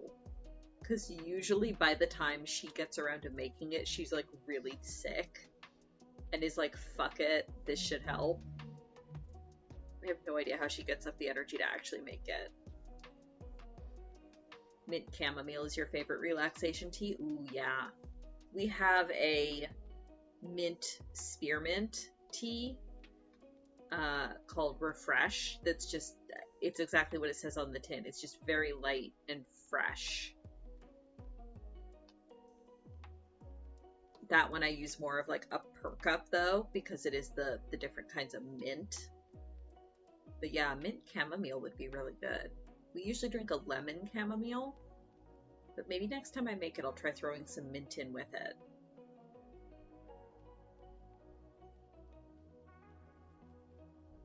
We just got one from our local tea store that's a blueberry vanilla tea that Kara's like obsessed with. It's literally, it's just like dried blueberries, dried candied pineapple,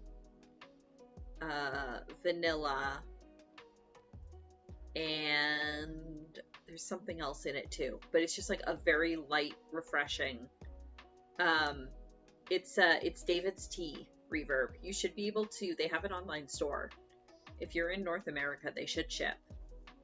But yeah, it's a blueberry vanilla tea. And it's really, really good, apparently. It's not the kind of tea I would drink, but Kara loves it. Just drink straight hot sauce. That'll wake the sinuses right up. Oof. I am allergic to most hot sauces, although I will say, my typical go-to if I'm really stuffed up and sick is a shot of Fireball whiskey. So same idea.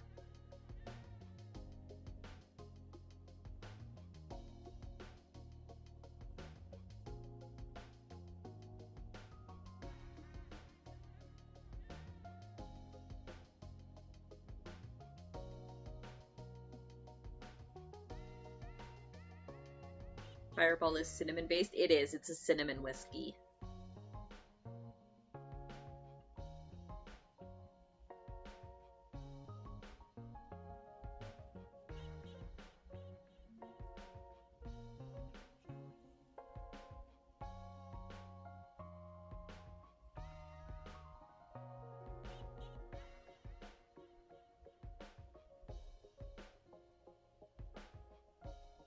Used to drink that with apple juice mixer when I drank. Yeah, that's usually what I would drink too. These days, if I'm gonna be drinking, I mostly just drink a glass of wine. But yeah, back when we would have like early 20s parties and such, it was usually Fireball and apple juice or Fireball and apple cider. Not alcoholic cider, just regular apple cider, and then spike it with Fireball. You just don't drink. That's totally fair. Hey, to each their own.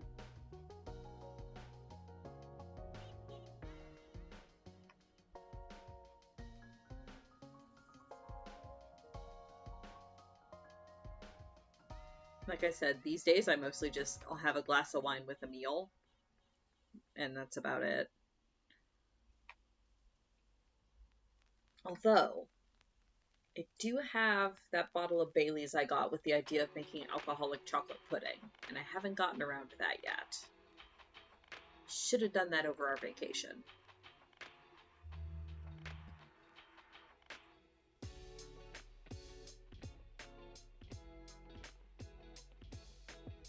Missed opportunities.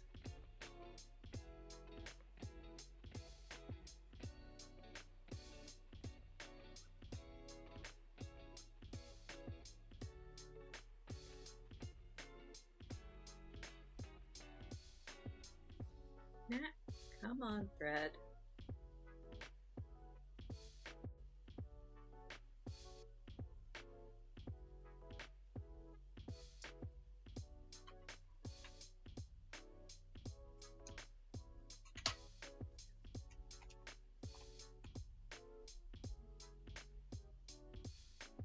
Oh no, there's so much cat fur now that she jumped up here. Oh, it's just everywhere, floating.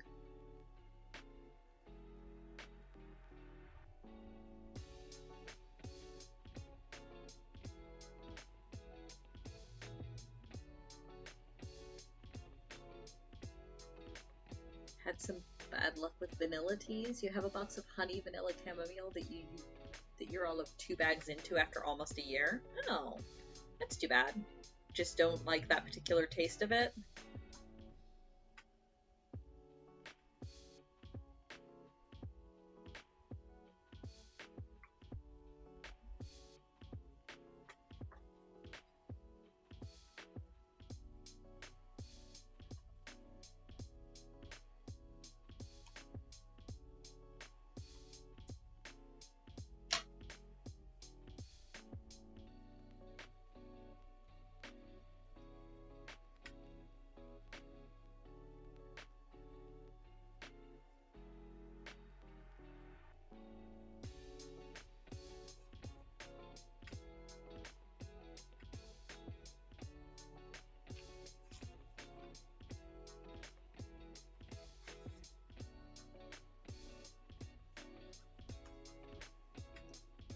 Oh, that's fair. Pity you bought a box and aren't feeling it though.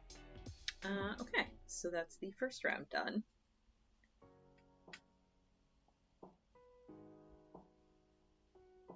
And then these are gonna be our outer ring.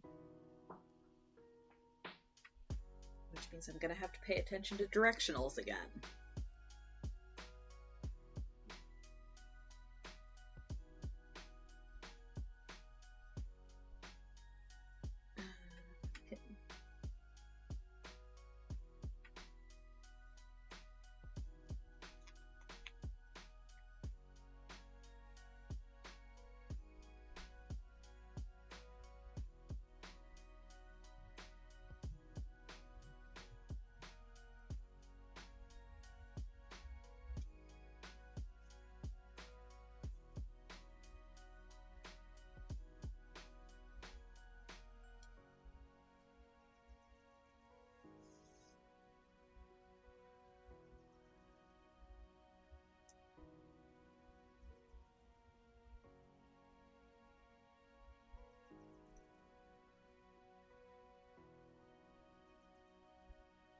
Especially given you like all 3 of those things separately. Yeah.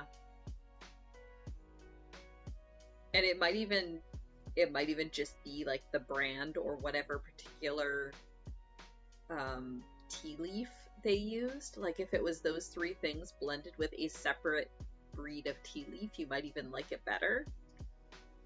It can be so hit or miss sometimes because every blend is different.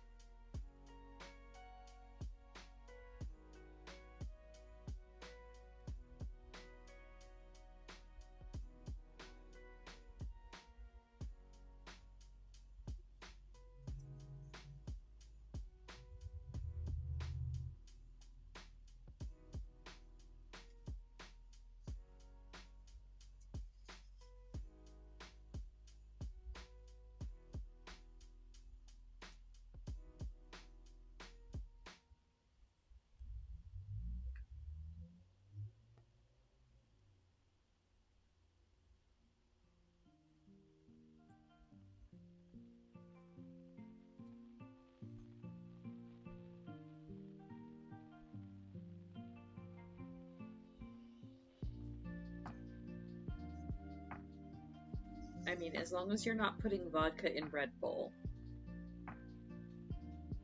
Or, like, idiot baby me, who once decided to put vodka in a Starbucks double shot. That was a bad idea. That was a very bad idea.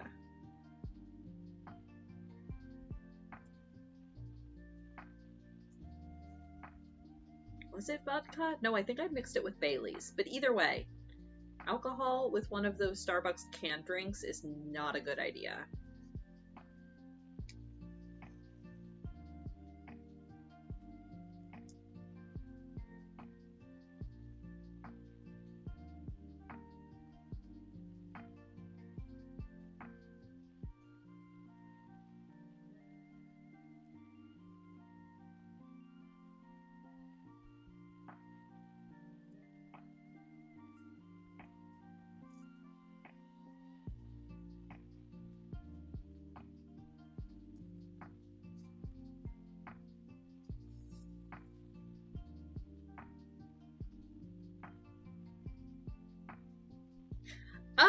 I think it was more just because it didn't curdle. Like, not that I noticed. I think it was just because of all of the extra caffeine. Because a Starbucks double shot is basically an energy drink. It's just a coffee-based Starbucks branded energy drink.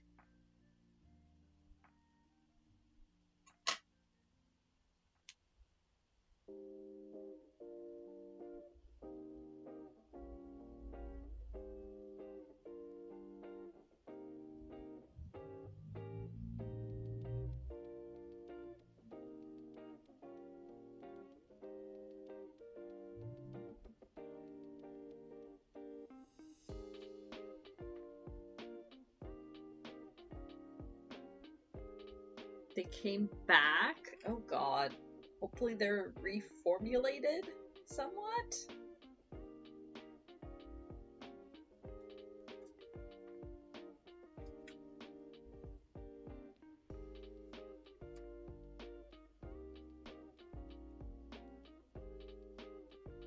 Currently there's also Monster branded beers. Oof.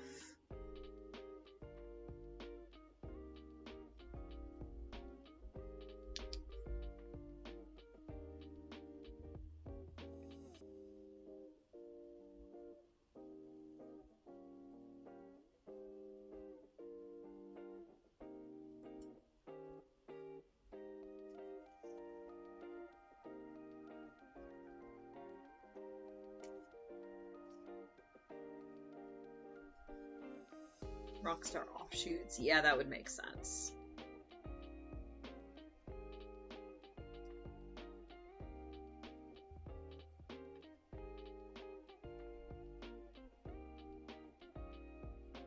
Both death sentences in a can? Yeah, pretty much.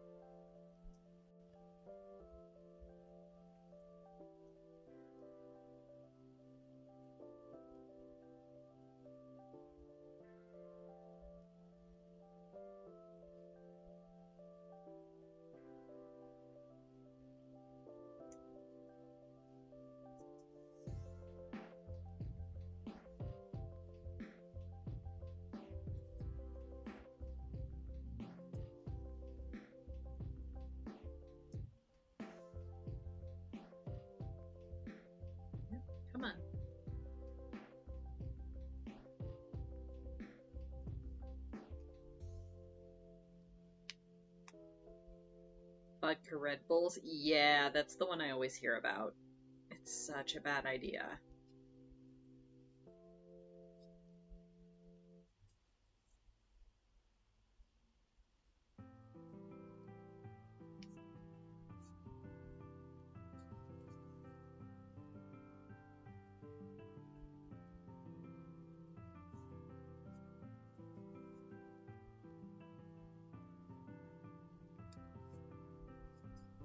Alright, I do not think... Yeah, that is not enough thread for one more.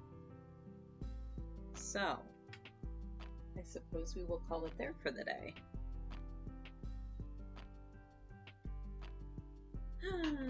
Thank you for hanging out, helping me get back into the saddle of sewing. And, you know, hanging out, playing board games, chattering about D&D. We did good. Next session will be fine. Everything will be fine. I will be back on Tuesday evening playing more Final Fantasy 15. And I'll be back next Sunday with more of this. But yeah, thank you all very much. Hope everyone has a good rest of the day and a good week. Let's see if there's anyone up to raid. If my computer would like to cooperate. There we go. Let's see.